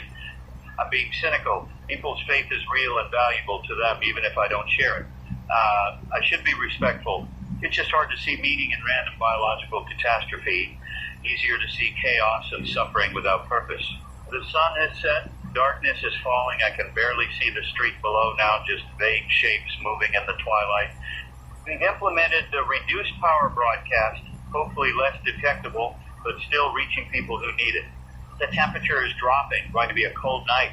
Climate control is still working, but I'm not sure for how long. I'm settling in for a long, dark period. Night watch, monitoring news, broadcasting information, waiting for dawn. This is my reality now. This small studio, this microphone, this window into a dying world. I'll stay here and keep talking until I can't anymore. Stay safe out there. Stay hidden. Stay alive. We'll get through this night together. Daniel Rothman, 1004.7 FM, continuing coverage of the crisis. The darkness is complete now. 5 o'clock in the evening, and the city that used to blaze with millions of lights is mostly dark. A few scattered fires provide orange glows on the horizon, and occasionally I see the beam of a searchlight from a military position sweeping across buildings. But the vibrant electric cityscape I've known my entire life is gone, replaced by something that looks medieval and dead. I can hear them down there. The infected moaning sounds, not quite human, guttural and wet like something's wrong with their throats or lungs. It's constant now, a background chorus of the diseased and dying. I'm trying to filter it out to focus on the broadcast, but it's always there at the edge of awareness. My producer, Sarah, I should use her name. Sarah is monitoring the emergency bands on a second radio. She's picking up fragmentary transmissions from police, military, other survivors. Most of it is desperate, calls for help that won't be answered, final messages from people who know they're not going to make it, occasional coordination between military units, still trying to maintain some kind of order. One transmission that just came through was from a National Guard unit requesting permission to abandon their checkpoint. They're being overwhelmed by infected, running low on ammunition, and the position is no longer defensible. The response was to hold as long as possible, then fall back to secondary positions. Permission to abandon granted, essentially. The containment perimeter is collapsing. Another transmission from what sounds like a civilian, a man broadcasting on emergency frequency, asking if anyone can hear him, if anyone's still out there. He says he's trapped in an apartment building, infected have reached the ground floor, and he's running out of options. He's asking if there's any rescue coming, any help available. Nobody's responding to him. His plea is going out into the void unanswered. Eventually, his transmission cuts off mid-sentence. I don't know if he gave up, lost power, or something worse. Sarah and I just looked at each other. There was nothing we could do. I need to keep broadcasting useful information. Let me talk about the science again, what we understand about how this virus operates. Maybe understanding will help someone survive. The rabies virus in its traditional form is a neurotropic virus, meaning it specifically targets nerve tissue. It enters through a wound, typically a bite, and travels along peripheral nerves toward the central nervous system. This journey usually takes weeks or months, which is why post-exposure vaccination can work. You have time to build immunity before the virus reaches the brain. This variant is different. The mutations have allowed it to enter the bloodstream and cross the blood-brain barrier much more efficiently. Instead of crawling along nerves, it's flooding through the entire circulatory system and attacking the brain from multiple vectors simultaneously. That's why symptoms appear in hours instead of weeks. Once in the brain, the virus causes acute encephalitis, inflammation, and swelling of brain tissue. This disrupts normal neural function and causes the behavioral changes we're seeing. The aggression, the loss of higher cognition, the fixation on biting, all of that is the virus reprogramming the brain to serve its replication and transmission needs. The virus also appears to suppress the body's normal pain and fatigue responses. Infected individuals don't stop when injured, don't tire from exertion, don't respond to stimuli that would normally cause a person to retreat. They're completely driven by viral imperative until their body physically fails. Death comes from multiple organ failure. As the virus destroys tissue throughout the body, the brain damage alone is fatal, but combined with damage to heart, lungs, liver, kidneys, the body simply can't sustain life. Most infected die within 24 to 48 hours of symptom onset. That's what we're dealing with. A virus that turns people into transmission vectors, suppresses their self-preservation, and kills them rapidly while spreading to as many new hosts as possible. It's almost perfectly designed for pandemic spread. Can you survive infection? The data suggests no. Every confirmed case has either died or is in the process of dying. There are no known survivors once symptoms appear. If you're infected, you're dead. The only question is how many people you infect before you die. That's why isolation is so critical. If you're bitten, if you're exposed, you need to separate yourself from others immediately. Don't spread it further. Let the infection end with you. I know that's asking people to accept their own death for the greater good. It's asking them to die alone, frightened, in pain. It's a horrible thing to ask, but it's necessary to prevent exponential spread. Some people won't do it. They'll seek out family for comfort in their final hours, or they'll panic and try to find help, or they'll go into denial about being infected. All of those responses are human and understandable, and all of them spread the virus further. We need to override our humanity to survive this, become cold, calculating, ruthless about isolation and containment. It goes against every social instinct we have, but those instincts will kill us now. It's 5:30, and I'm seeing the first stars appearing through the smoke. The sky is clearer than usual because there's no light pollution. Every other night I would have found that beautiful. Tonight it just emphasizes how dead the city is. Sarah just handed me a report from the CDC. They've completed genetic sequencing of the virus and identified the specific mutations responsible for its characteristics. There are changes in the glycoprotein that allows it to cross the blood-brain barrier more easily, changes in the polymerase that increase replication speed, and changes in other genes that affect how it interacts with the immune system. The report confirms this is definitely a rabies variant descended from bat rabies strains found in this region. But the number and nature of the mutations suggest this didn't evolve naturally over time.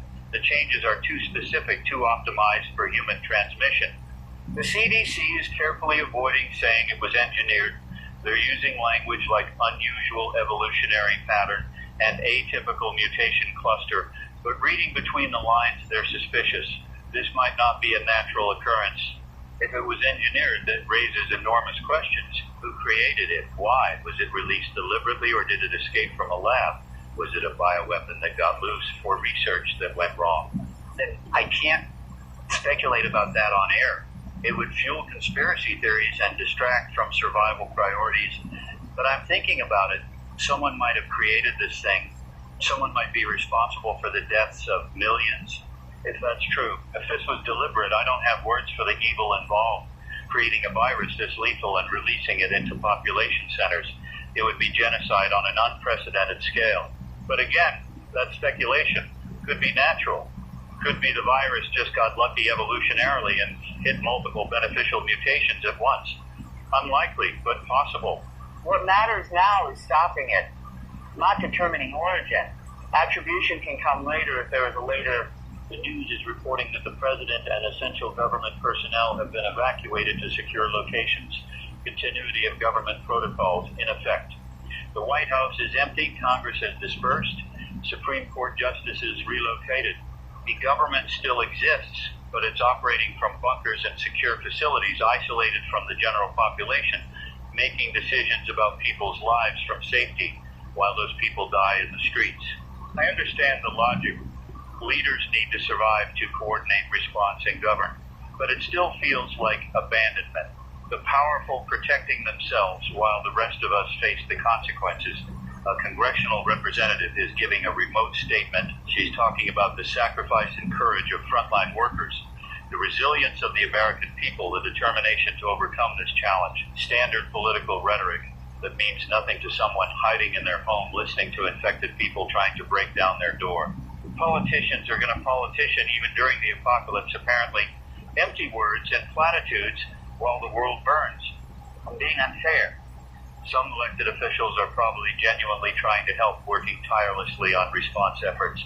But the system feels so inadequate to the scale of crisis. We built a government for normal times, for manageable problems. This is neither normal nor manageable. It's 6 o'clock now, 11 hours of broadcasting. I'm running on fumes, but I don't feel like I can stop. Sleep seems impossible even though exhaustion is setting in. Tara is insisting I take a break. She's going to take over the broadcast for an hour while I rest. I'm reluctant, but she's right. I need to maintain capability for the long term, and that means managing my energy.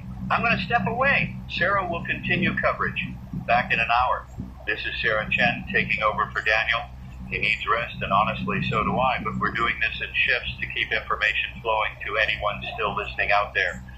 I've been working as a producer at this station for 6 years. Never thought I'd be on air. Certainly never thought I'd be broadcasting during the end of the world. But here we are. So let me give you an update on what we're seeing from the news feeds and emergency channels. The situation has deteriorated significantly in the last few hours. Multiple cities are reporting complete breakdown of civil authority. Philadelphia, Baltimore, Boston, all are essentially lawless now, with infected controlling large areas and survivors scattered and isolated. The military containment perimeter has collapsed in several locations. Infected have breached the quarantine zones and are spreading into previously unaffected areas. The strategy of geographic containment has failed. The virus is loose and spreading exponentially. International reports are even worse. London is burning. Paris has been evacuated. Berlin is under military lockdown with shoot-on-sight orders for anyone on the streets. Major European cities are experiencing the same rapid collapse we're seeing here. Asian cities are implementing extreme measures. Tokyo has sealed itself off completely, no one in or out. Military enforcing absolute quarantine. Beijing is dark. No communication coming out, which suggests either complete lockdown or complete collapse. We don't know which. The global death toll is estimated in the millions already, and that number is going to climb rapidly. We're watching human civilization face an existential threat in real time. I want to talk to the families out there, the parents trying to protect their children, the people isolated and afraid. I have a family too. My parents are across town, and I haven't been able to reach them since this morning. I don't know if they're alive, if they're safe, if I'll ever see them again. The not knowing is almost worse than knowing something terrible. You're stuck in this limbo of hope and fear, unable to confirm or deny the worst possibilities. If your family is with you, if you're together and safe, hold on to that. It's precious beyond measure right now. If you're separated, if you don't know where your loved ones are, I'm so sorry. I understand that pain. I'm trying not to cry on air, professional composure and all that. But this is hard. This is so hard. Let me focus on practical information. That's what Daniel would do. Keep it together, provide useful guidance, help people survive. Food and water. If you're running low on supplies, you need to think about rationing carefully.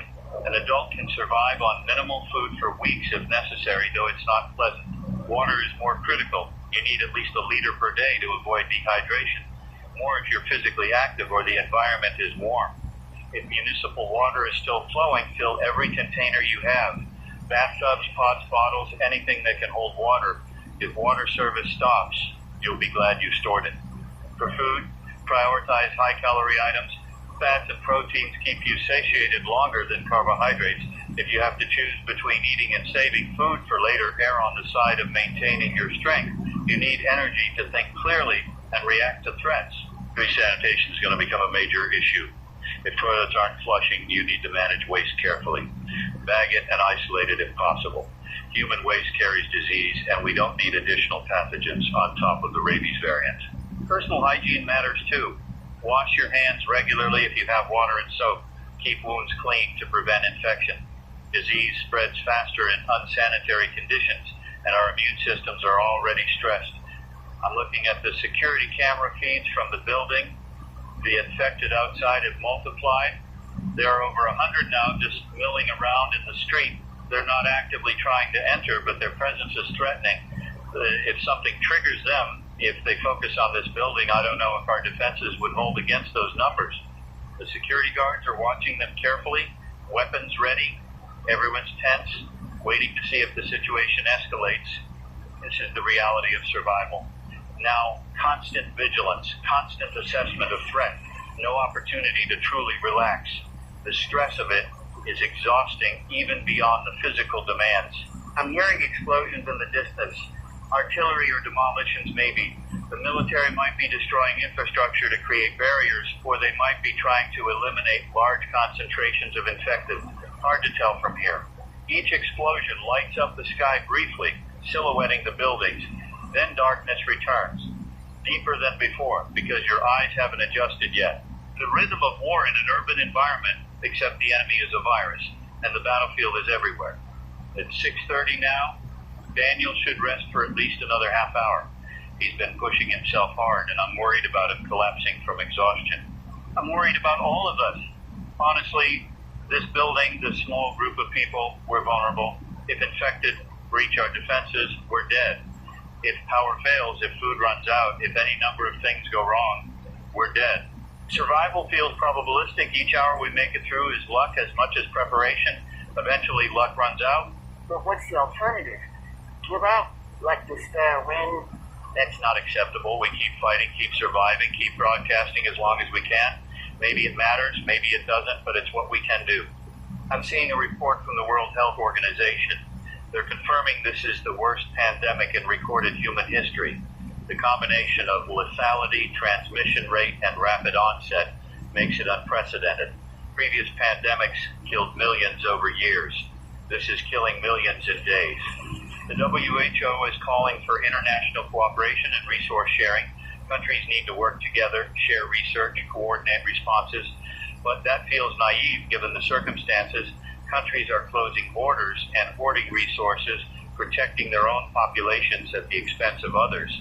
Cooperation is a luxury for times of plenty. In crisis, it's self-preservation. A virologist is being interviewed, and she's saying something interesting.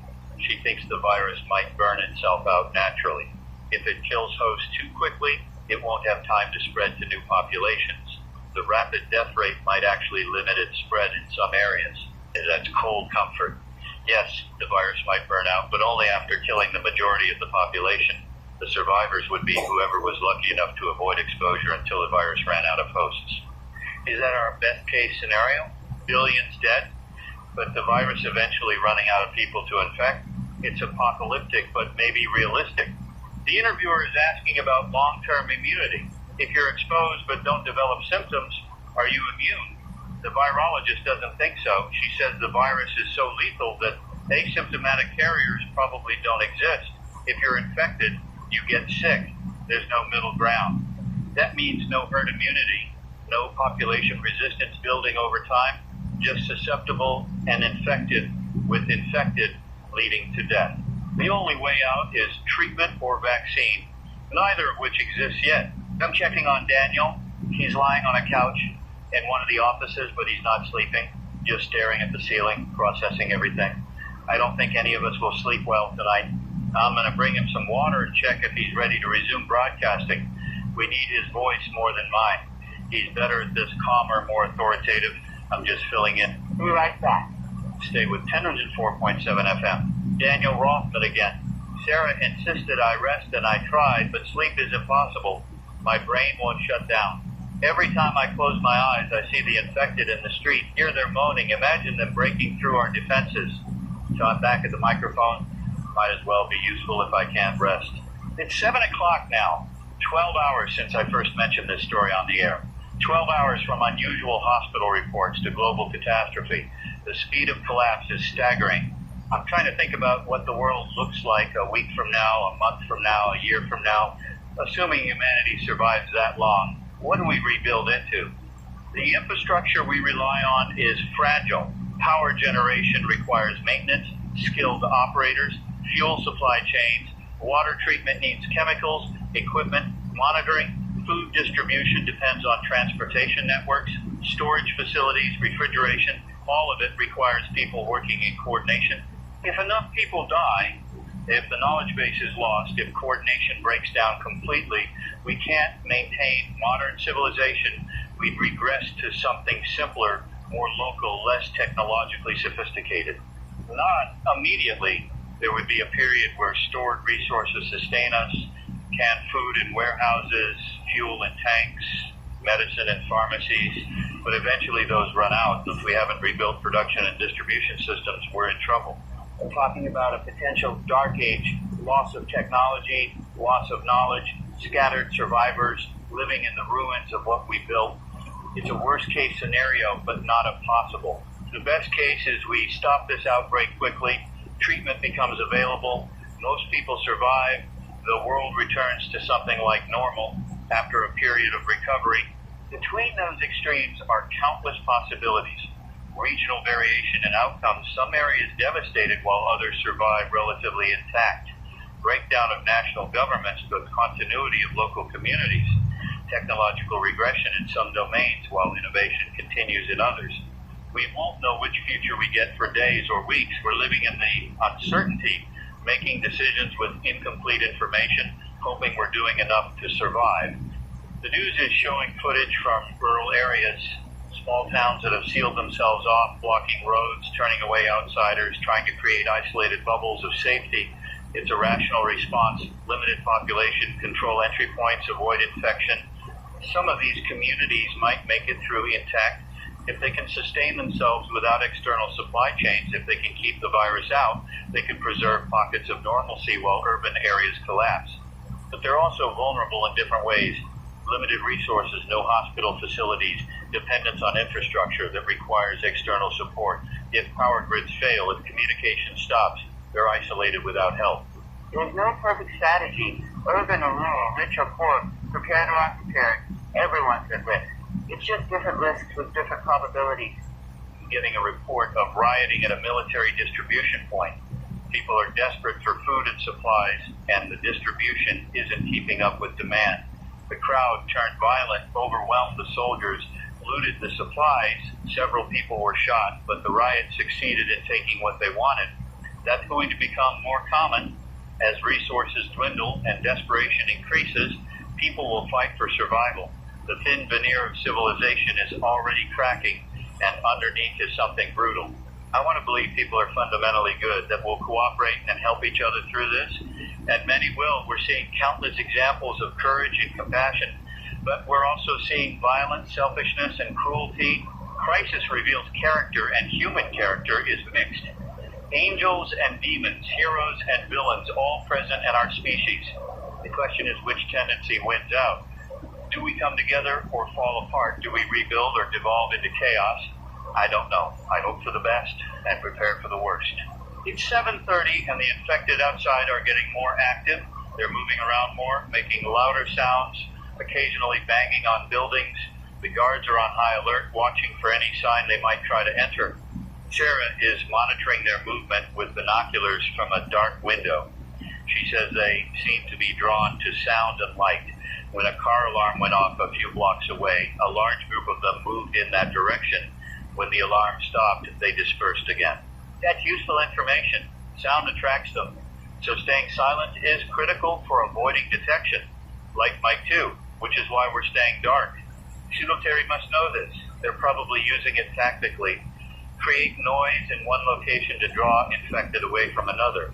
Then move through the cleared area. It's basic misdirection, but it could be effective. I wonder if there are survival guides being written right now. How to avoid infected, how to move through compromised areas, how to secure locations. The knowledge people need to stay alive in this new reality. Someone should compile that information. Best practices, lessons learned, tactical advice, distributed as widely as possible to help survivors. Maybe that should be part of what I'm doing. Not just broadcasting news, but providing actionable survival information, tips and techniques for staying alive. Let me think about what would be most useful. First, movement. If you have to travel through areas with infected, move during daytime if possible. Visibility helps you see threats before you're on top of them. Move quietly, avoid running unless necessary, because movement attracts attention. Stay close to buildings where you can duck into doorways if needed. Travel in small groups for mutual support, but not so large you attract attention. The second, defense. If you're confronted by infected, create distance. Use barriers, lock doors, furniture as obstacles. They're persistent but not intelligent enough to bypass complex obstacles. If you have to fight, aim for the head.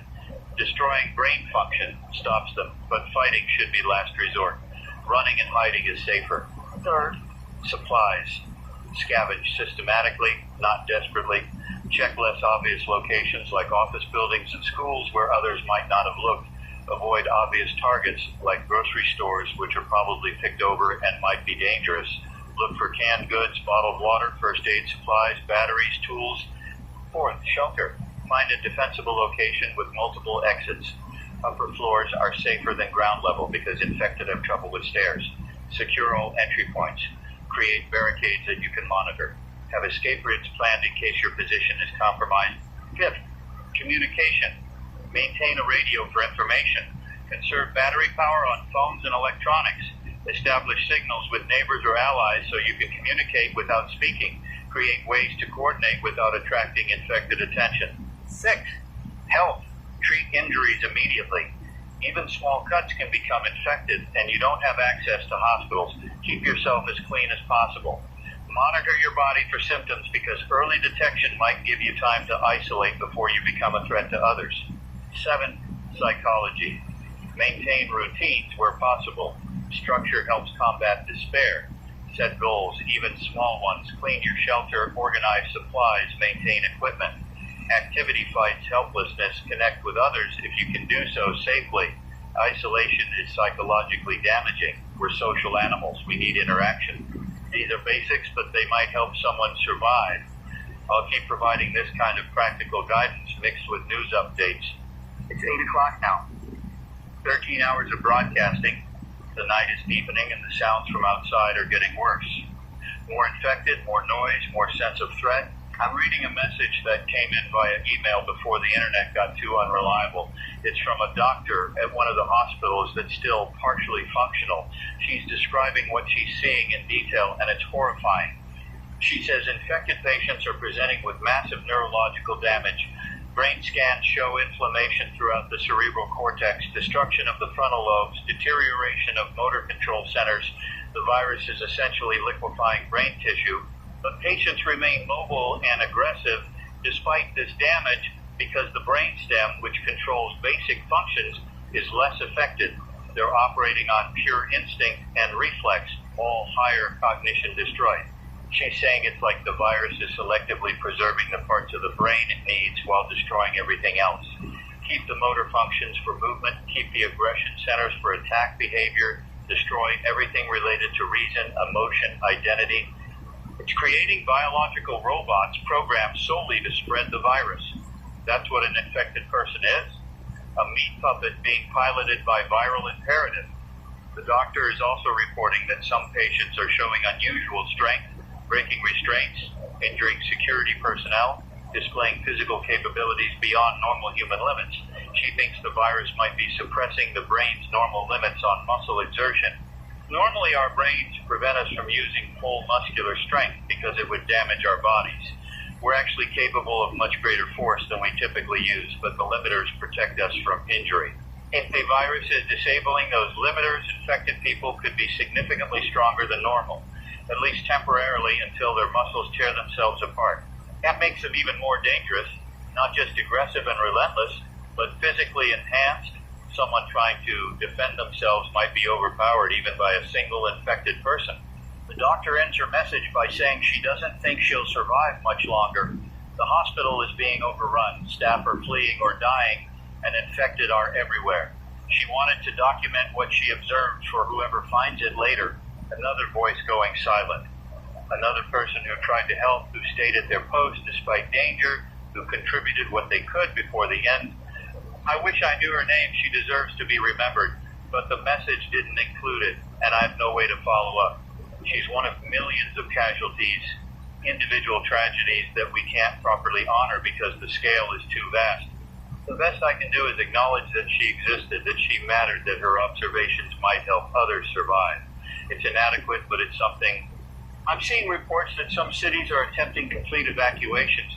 Everyone out, abandon the urban areas entirely, retreat to rural locations. It's a massive logistical challenge and probably won't work. But desperation drives extreme measures. Moving millions of people through areas with infected is going to result in massive casualties, but staying in cities that are collapsing might result in total loss.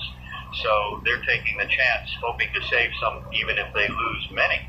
I don't know if it's the right decision. Maybe spreading out is better than clustering in failing urban centers. Maybe it just spreads the virus faster to previously unaffected areas. Every decision is a gamble with incomplete information and terrible odds. The military is shifting strategy according to the latest reports. Instead of trying to maintain containment perimeters, they're falling back to defend critical infrastructure. Power plants, water treatment facilities, communication hubs, let the population centers fall, but preserve the capability to rebuild. It's brutal. Triage. Abandon millions to save the infrastructure needed for eventual recovery. But may be necessary if we lose all infrastructure, even survivors can't rebuild. Better to preserve capability, even if it costs lives now. I'm thinking about the people being abandoned by this strategy, told that help isn't coming, that they're on their own, that the military is protecting facilities, not people. The sense of betrayal must be overwhelming. But what's the alternative? Spread forces so thin, trying to help everyone that nothing is accomplished. Sometimes you have to make terrible choices. I'm glad I'm not making those decisions. The moral weight would be crushing. It's 8:30 now. The guards just reported movement closer to the building. Infected are approaching the entrance, maybe drawn by some sound or just random wandering. Everyone's on alert. Weapons ready, watching to see if this becomes a problem. I'm continuing to broadcast, but quietly minimizing any sound that might attract attention. The infected are at the door now, banging on it, testing it. The barricades are holding so far, but if they're persistent, they might break through eventually. The guards are deciding whether to engage or wait. Shooting would eliminate the immediate threat, but might attract more infected with the noise. They're choosing to wait, see if the infected lose interest and move on. We're sitting in darkness and silence, listening to the banging, hoping it stops. This is terror, pure fear of imminent danger with no control over the outcome, just waiting to see if we live or die. The banging continues, 5 minutes now, 10 minutes, relentless pounding on the door. I can hear the door frame starting to crack. The barricade is weakening. The guards are moving into position. If the door fails, they'll have to shoot. 15 minutes of continuous assault on the door. That's going to give way. I'm preparing to run, grab the portable radio equipment, head to upper floors, barricade ourselves in, abandoning the studio, but surviving. Sarah is packing emergency supplies. We're ready to move. 20 minutes. The door is failing. I can hear wood splintering. The guards are telling us to get ready to evacuate upstairs. I'm still broadcasting. If this is the end, I want it documented. Someone should know what happened here. 25 minutes. The door is breaking. The infected are going to get through. The guards are opening fire. Gunshots incredibly loud in the enclosed space. I can hear bodies falling. More infected are coming, drawn by the noise. The guards are shooting as fast as they can. We're moving up the stairs away from the lobby. The guards are falling back with us maintaining fire. The door has failed completely. Infected are pouring into the building. We're on the 3rd floor now, barricading the stairwell door. The guards emptied their magazines and are reloading. I can hear infected in the floors below. Searching, hunting. We're trapped in the upper floors of the building. Surrounded. No way out. This might be it. This might be where it ends for us. But I'm still broadcasting, still on air. As long as I have power and signal, I'll keep talking. To everyone listening, if this is the last you hear from me, know that I tried to provide information to help people survive, to maintain some thread of connection in the chaos. Take care of each other, survive, remember. Daniel Rothman, 1004.7 FM, possibly signing off. The infected are on the stairs. We can hear them climbing, slow but determined. The guards are positioned at the stairwell door. When it breaks, they'll fire until ammunition runs out. Sarah is with me in a small room, the portable broadcasting equipment set up. We're going to keep transmitting as long as possible. I'm not ready to die. I have so much more to say, so much more to do. The choice isn't always available. If death comes, I hope it's quick. The door is shaking. They're hitting it, trying to break through. Sarah is crying quietly. I'm holding her hand. We're facing this together. The door is cracking. Gunfire. The guards are engaging. I can hear screaming.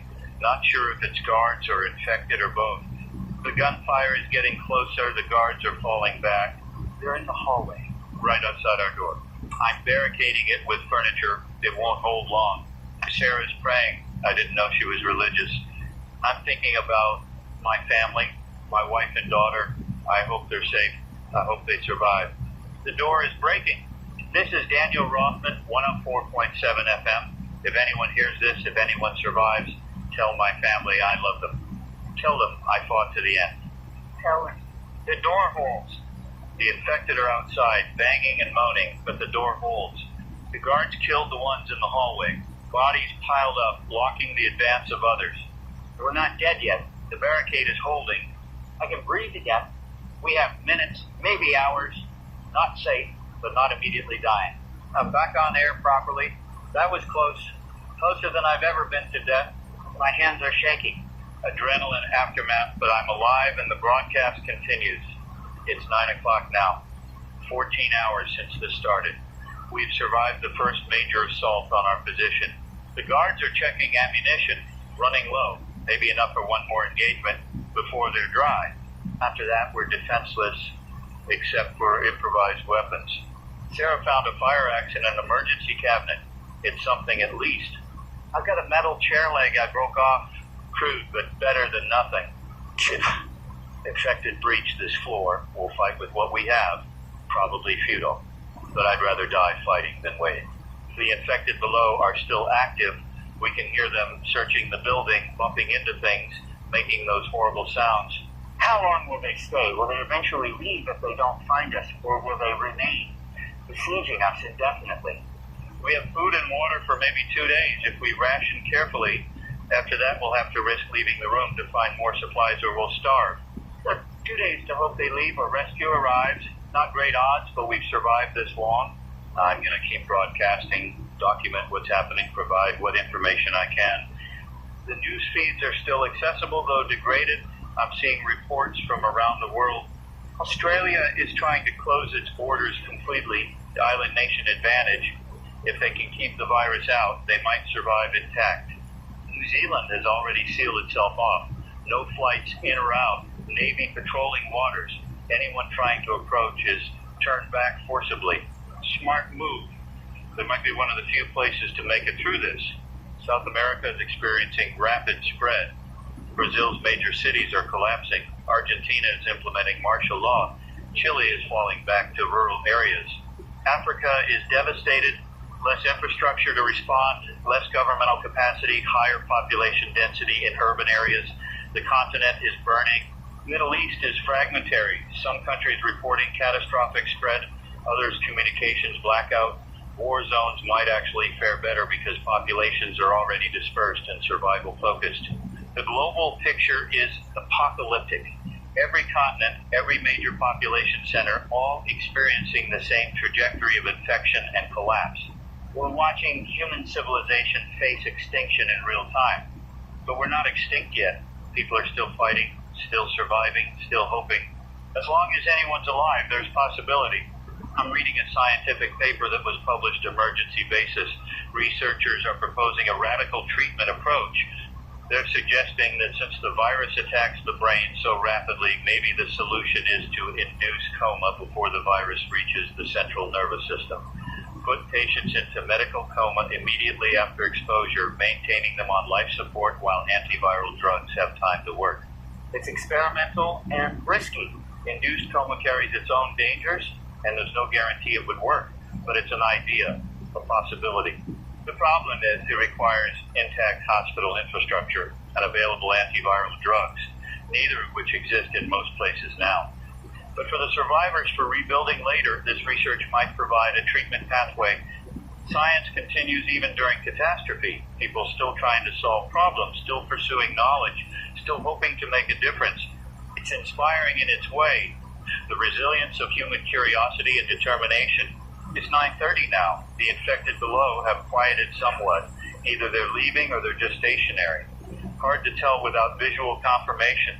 The guards are planning a reconnaissance mission. One of them will try to check the lower floors, see if it's clear, assess the possibility of escape. It's risky. If he encounters infected, he might not make it back. But we need information to make decisions.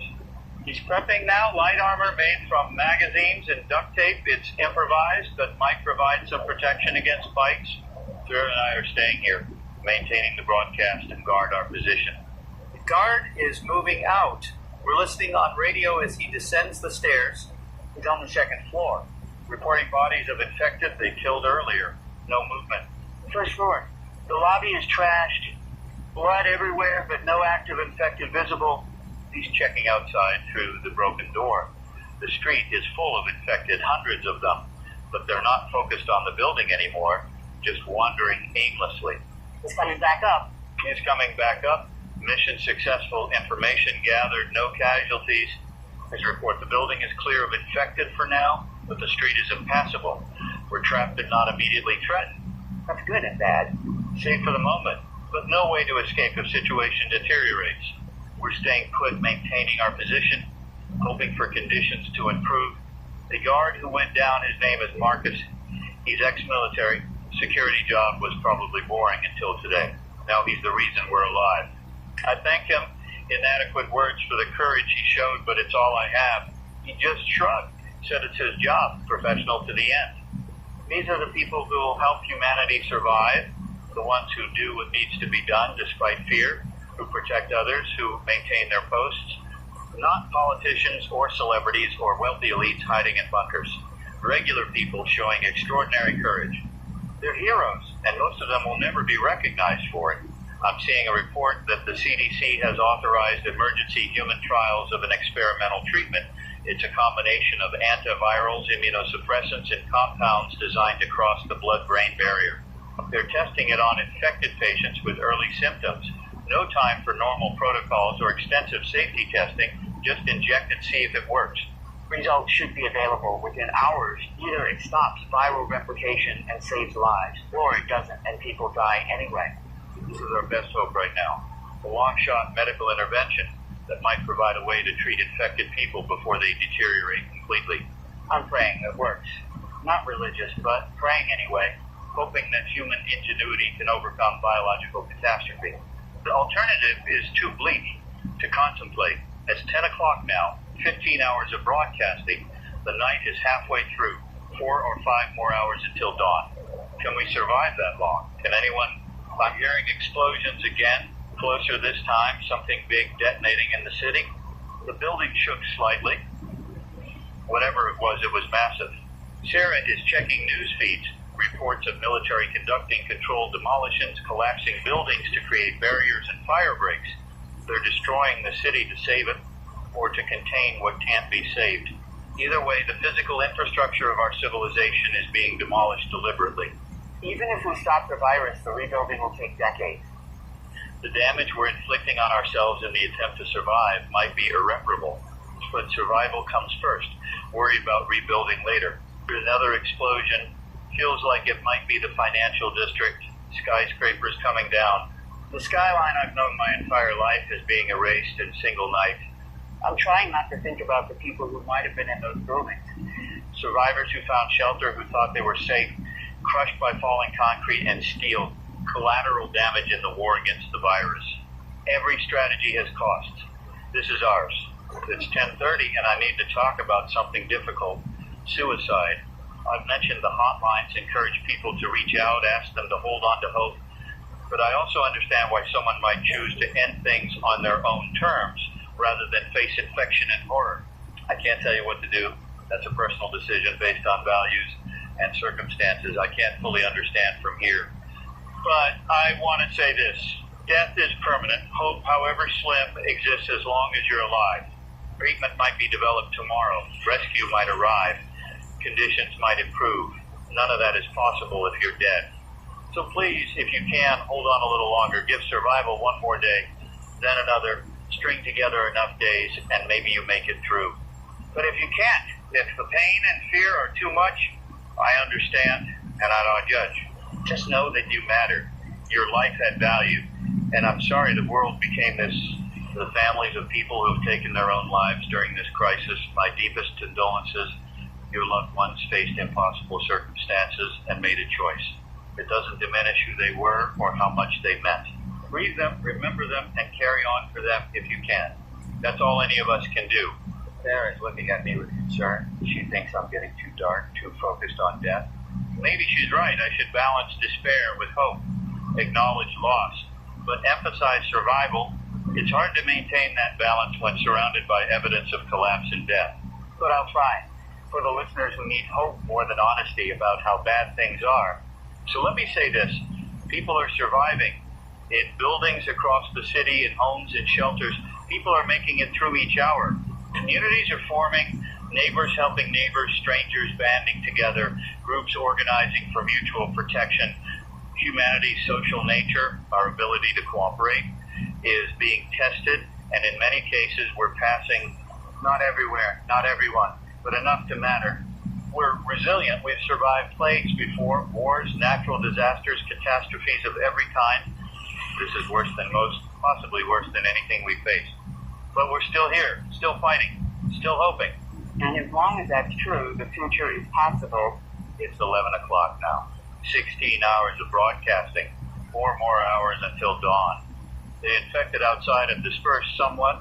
The street is less crowded. Maybe they're spreading out to search for targets, or maybe some are dying from the virus running its course. Infected people don't live long. 24 to 48 hours on average from symptom onset to death. The ones we're seeing now might have been infected yesterday or this morning. By tomorrow, many will be dead, and the overall number of active infected might decrease.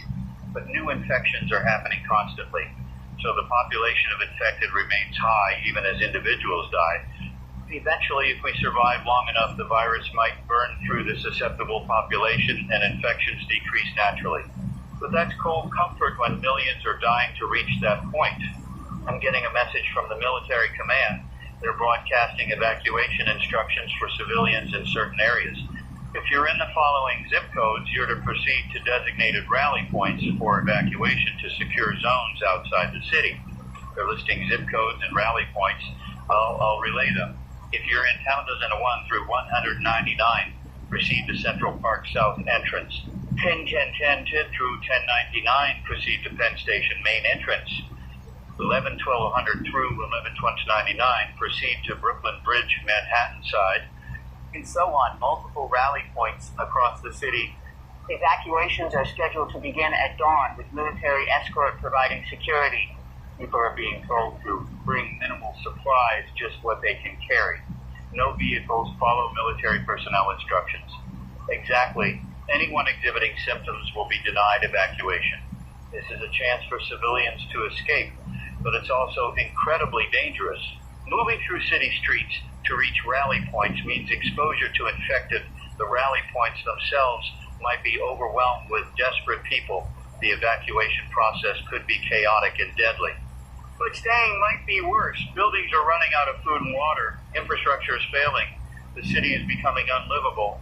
I can't tell people what to do. Evaluate your situation, weigh risks, make the best decision you can. If you're safe where you are, maybe staying is smarter. If you're running out of options, maybe evacuation is worth the risk. Either way, good luck. Tara and I are discussing whether we should try to evacuate. Our building is compromised, supplies limited, position increasingly untenable. But leaving means traveling through streets we know are full of infected, and we have equipment, the broadcasting setup can't carry all of it. Do we abandon the broadcast to save ourselves, or stay and continue providing information as long as possible? Sarah thinks we should go, says we've done our part. Time to prioritize our own survival. I'm conflicted. This broadcast might be helping people. Abandoning it feels like abandoning everyone listening. But if we die here, the broadcast ends anyway. Maybe living to broadcast another day is the better choice. We're going to wait until dawn, see what the evacuation looks like. If it seems viable, we'll attempt it. If it's chaos, we'll stay.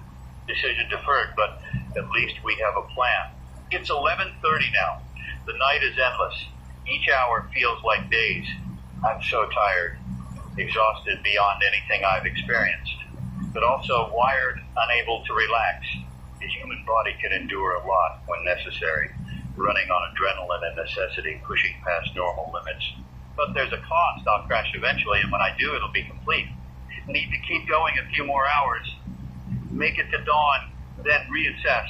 The news is reporting that the experimental treatment showed mixed results. Some patients responded positively, viral load decreased, symptoms stabilized, others showed no improvement. It's not a cure, but it's something, a potential treatment for early stage infection if administered quickly. The problem is production and distribution. There aren't enough doses for widespread use. It would need to be mass produced, which takes time and functioning pharmaceutical infrastructure. But at least there's a pathway now. Something that works for some people is better than nothing working for anyone. Research teams are analyzing why it worked for some and not others, trying to identify factors that predict success: age, overall health, time since exposure, genetic factors. If they can determine who's most likely to respond, they can prioritize treatment for those individuals and improve survival rates. This is how science works. Incremental progress, small victories building toward larger solutions. That won't save everyone, but it might save some, and every life saved matters. I've seen reports of international cooperation emerging. Countries sharing research data, coordinating on vaccine development, pooling resources. The crisis has forced collaboration that wouldn't have happened in normal circumstances. Nations that were competitors or enemies are working together because the threat transcends politics. It's one of the few positive developments, proof that humans can cooperate when existential stakes are clear. Maybe this crisis will reshape international relations, demonstrate the necessity of cooperation for solving global problems. Or maybe once the immediate threat passes, we'll revert to competition and conflict. I hope for the former, but expect the latter. It's midnight now. 17 hours of broadcasting. The day has turned over. It's technically tomorrow, though it feels like the longest single day of my life. Wednesday? The second day of the crisis. Yesterday morning, the world was normal. Now it's ending. The pace of change is incomprehensible. 48 hours ago, none of this existed. 48 hours from now, where will we be? Dead, possibly. Or evacuated to some military camp, or still here, still broadcasting, still surviving. No way to know.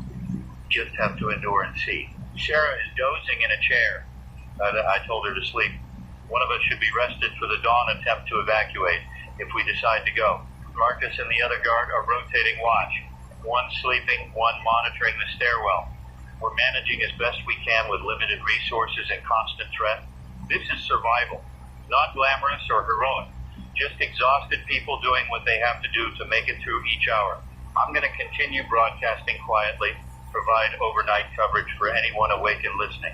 Thinking about the listeners out there, how many are left? How many have died since I started this shift?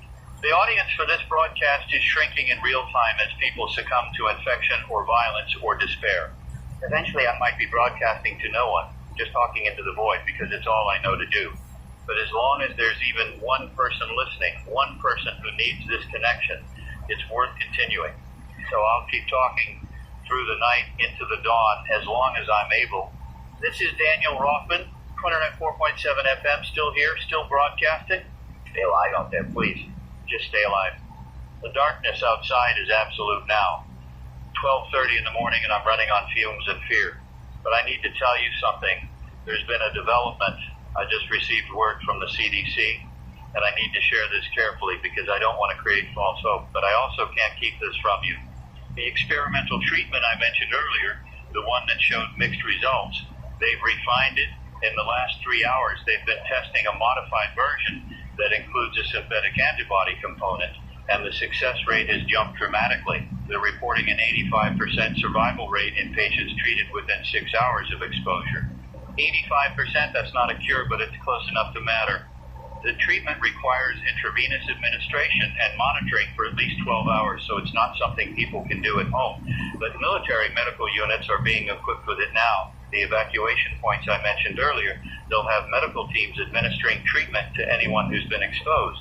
This changes everything. Suddenly evacuation isn't just escape, it's access to treatment that might actually save your life if you've been bitten or exposed.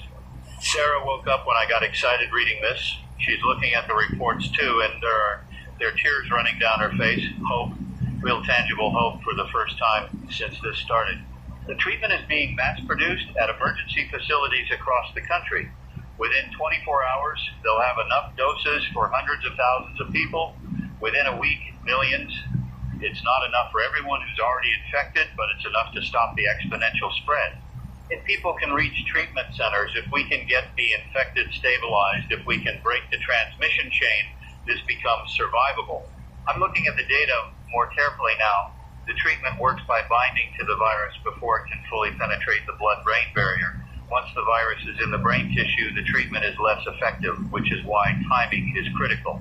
But 6 hours is a workable window, long enough that people who are bitten can reach help, long enough to save lives.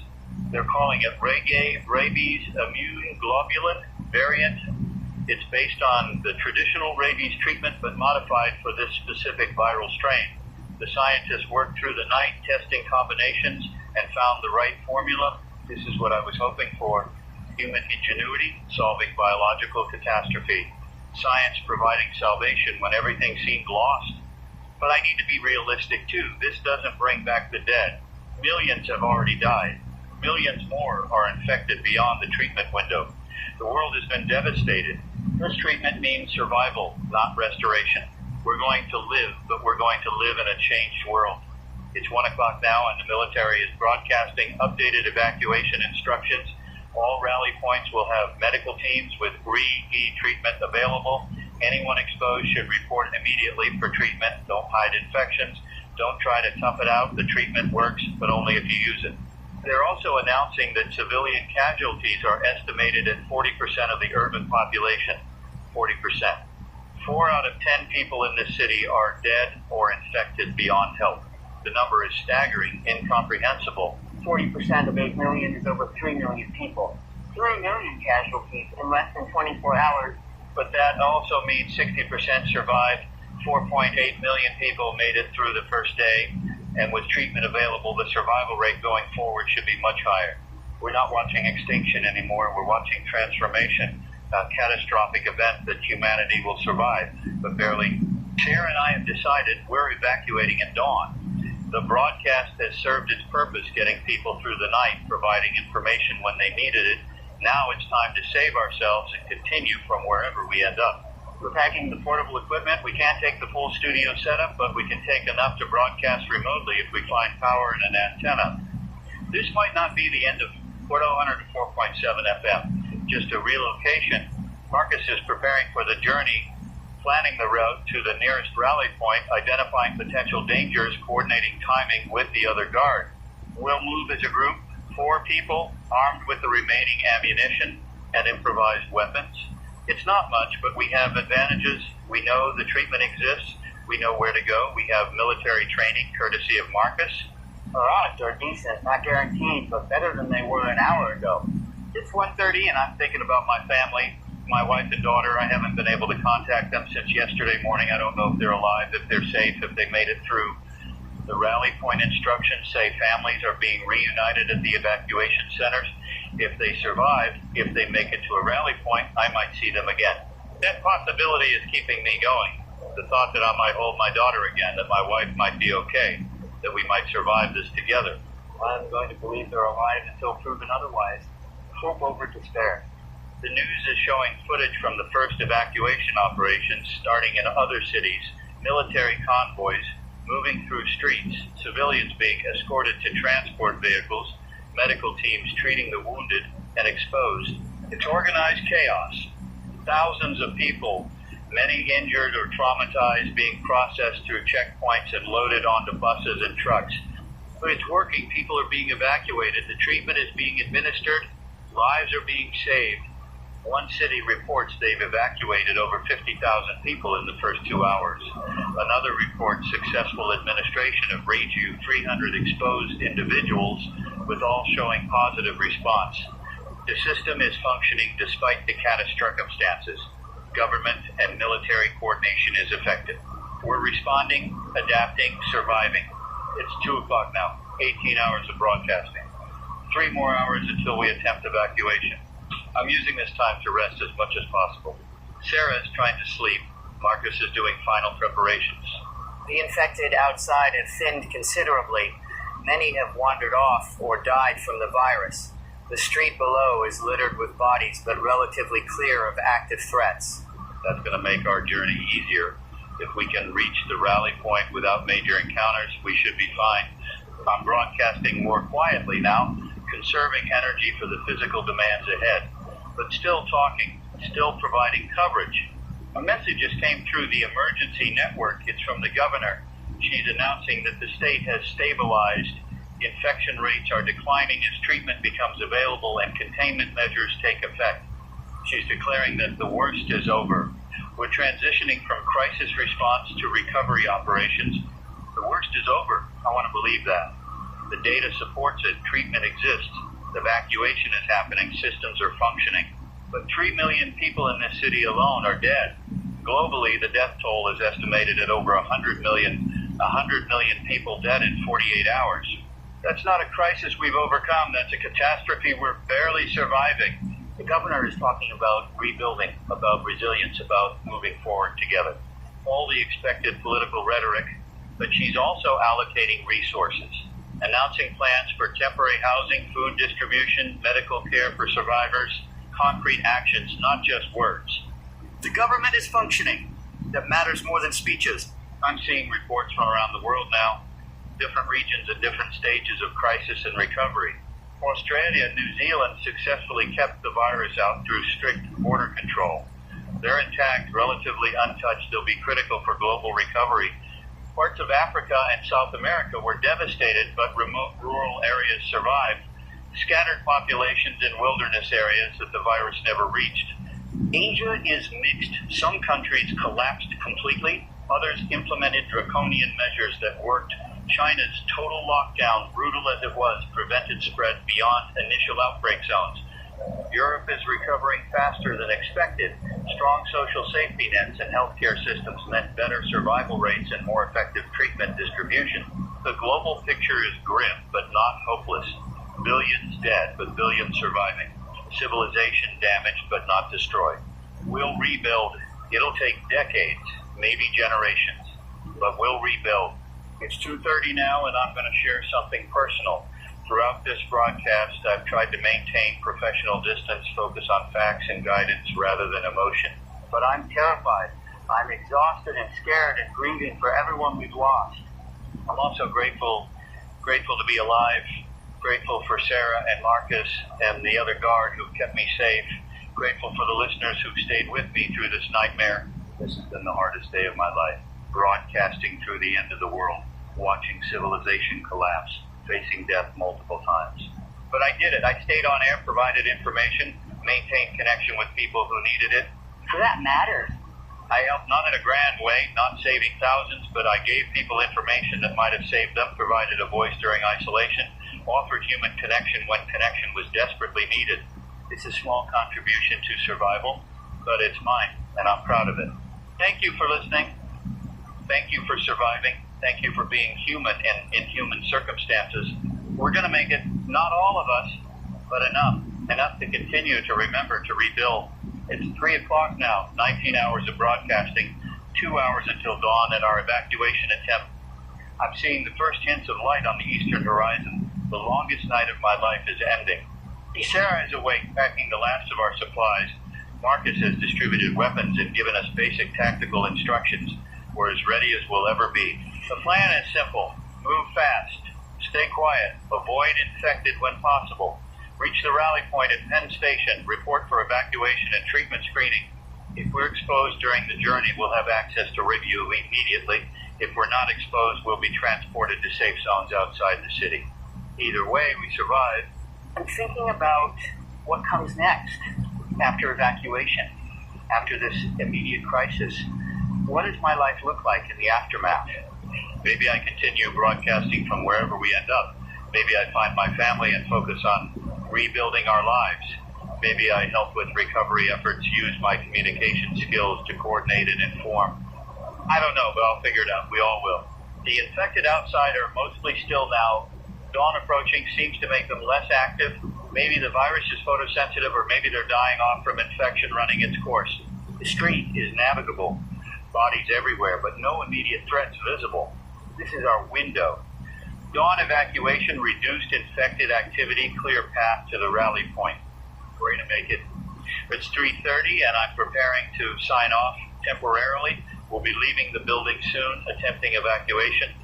I'm taking portable equipment with me.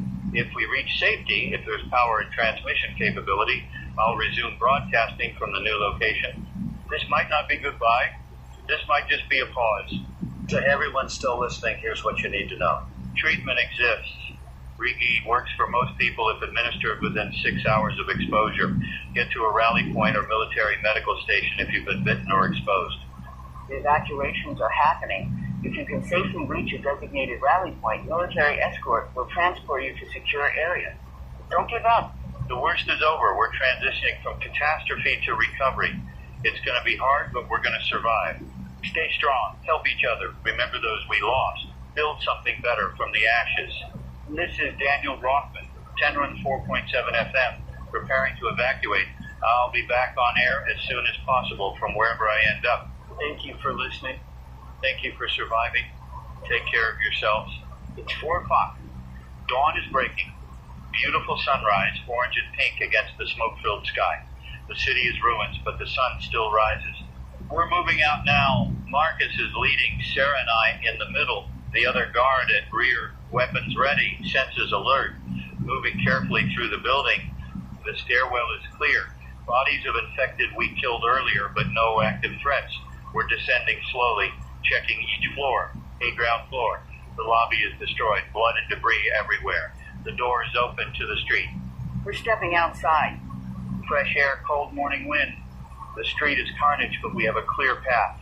Penn Station is 12 blocks south. We're moving. Block 1. Bodies everywhere. Cars abandoned.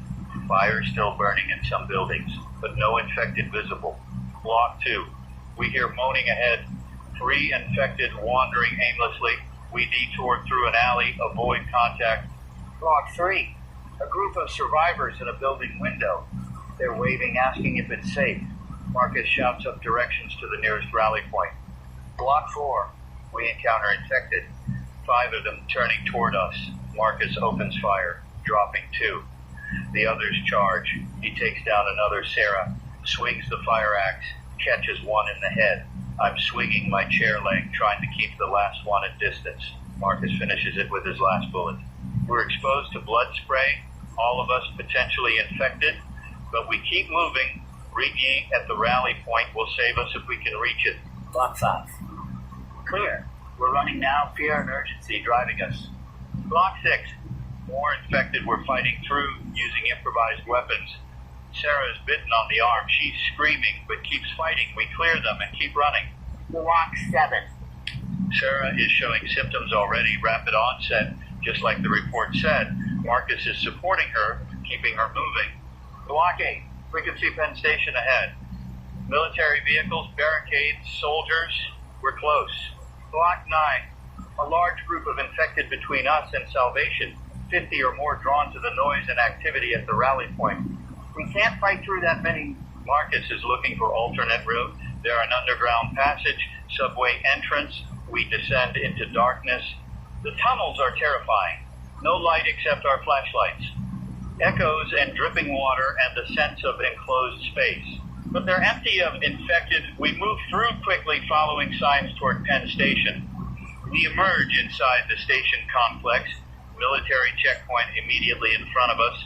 Soldiers raising weapons, ordering us to stop and identify. Marcus is shouting that we're civilians seeking evacuation, that Sarah is infected and needs immediate treatment. The medical team rushes forward. They're administering Regivacera right there, IV insertion and injection within seconds. They're checking the rest of us for bites.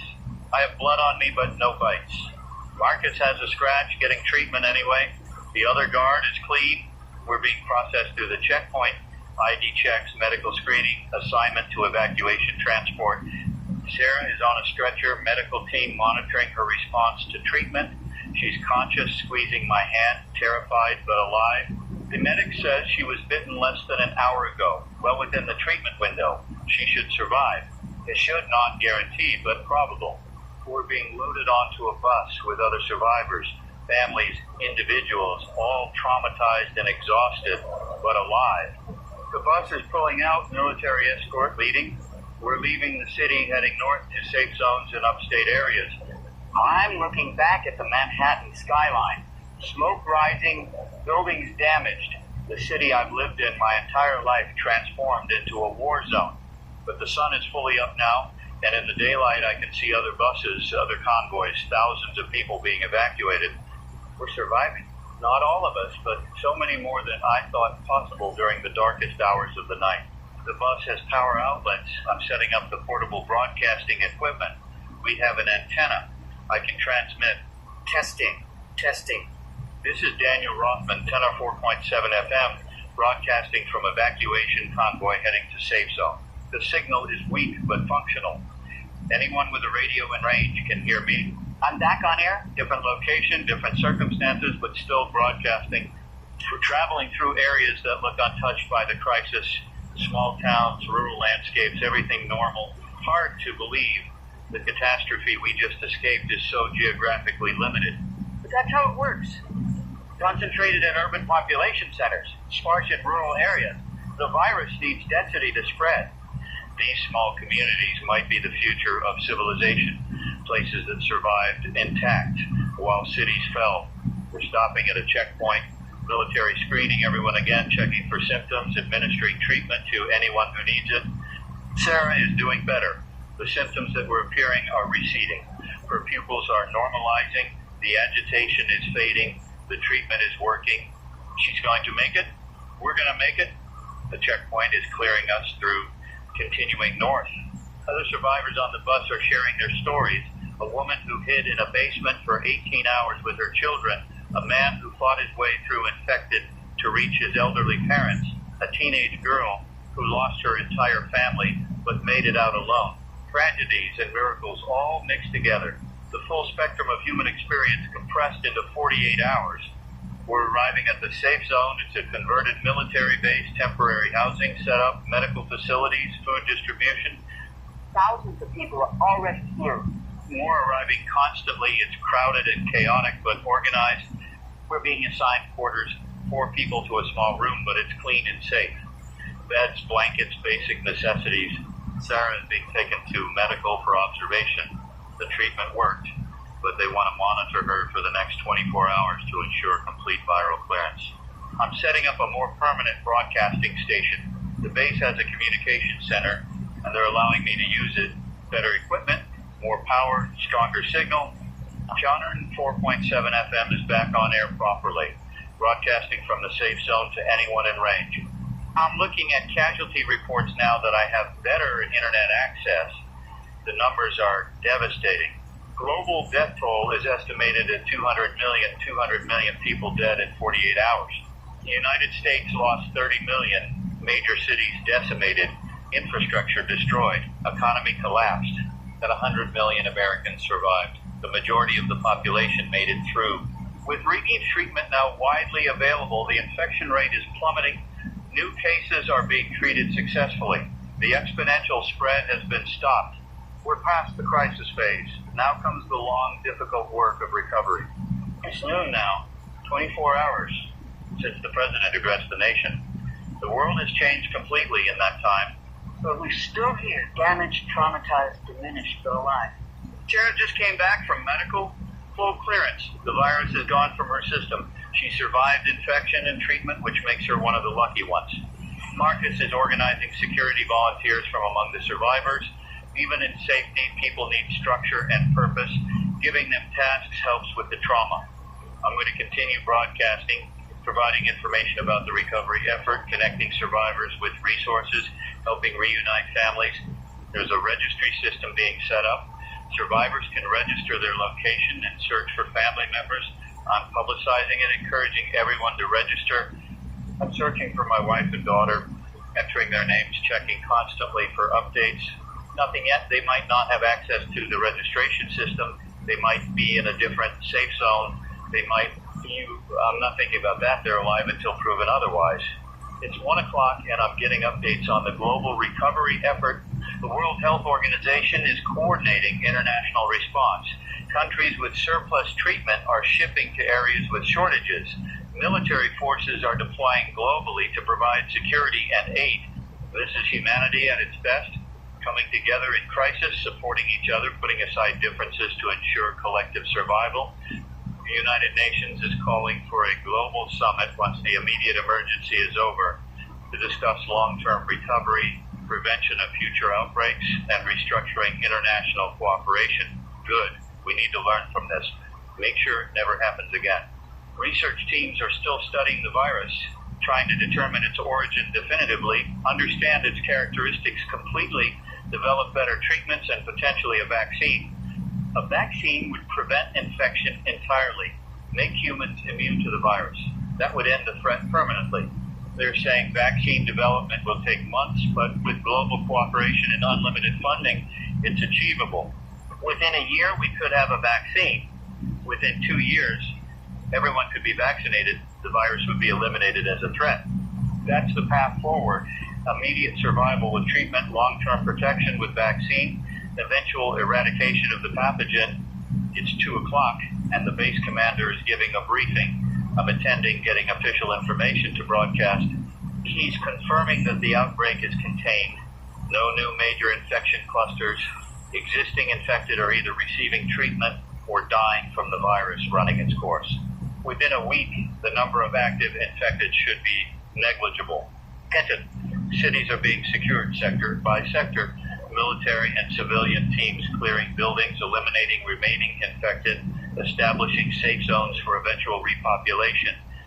It'll take months to fully clear major cities, years to rebuild infrastructure, decades to recover economically and psychologically. But it's happening. The plan exists. Resources are allocated. Work is beginning. He's also addressing casualties. Families of the deceased will receive support. Bodies will be recovered and handled with dignity. Memorials will be established. The dead won't be forgotten. We'll honor them, remember them, carry them with us as we rebuild. It's 2:30 and I just got a notification. My wife and daughter are in the registry. They're alive. They're at a safe zone in Connecticut. Different location from me, but a live, safe register. I'm crying, professional broadcaster crying on air, but I don't care. My family survived. I'm going to see them again. They're arranging transport to reunite families. Might be a few days before I can reach them, but it's going to happen. Sarah is hugging me. Marcus is shaking my hand. Strangers on the bus are congratulating me. In the midst of catastrophic loss, personal joy, my family made it.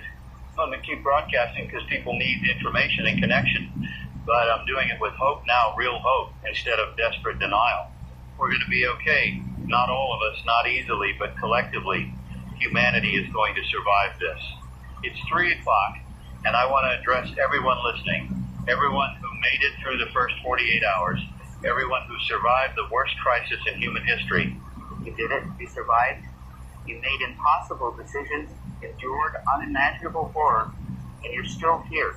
It takes courage beyond measure. You should be proud. You should honor yourselves for what you've accomplished. The road ahead is long. Rebuilding will be hard. Grief will be constant. Trauma will affect us all. but we're alive. We have a future. We have each other. The civilization we build from these ashes can be better than what we lost. We've seen the worst of humanity, but also the best. Let's carry the best forward. Help each other remember those we lost. Build something worthy of their memory. This is Daniel Rothman, 104.7 FM, broadcasting from the Safe Zone. I'll continue coverage of recovery efforts, providing information and connection to survivors across the region. We've made it through the crisis. Now we build the future. Stay strong, stay together, stay human. Thank you. Thank you for listening, for surviving, for being here. The sun is still shining. We're still breathing. There's still hope. We're going to make it. 104.7 FM, signing off temporarily. I'll be back on air tonight with more updates, more information, more hope. Take care of yourselves and each other. We survived the apocalypse. Now we survive the aftermath. Daniel Rothman for now. Goodbye and good luck.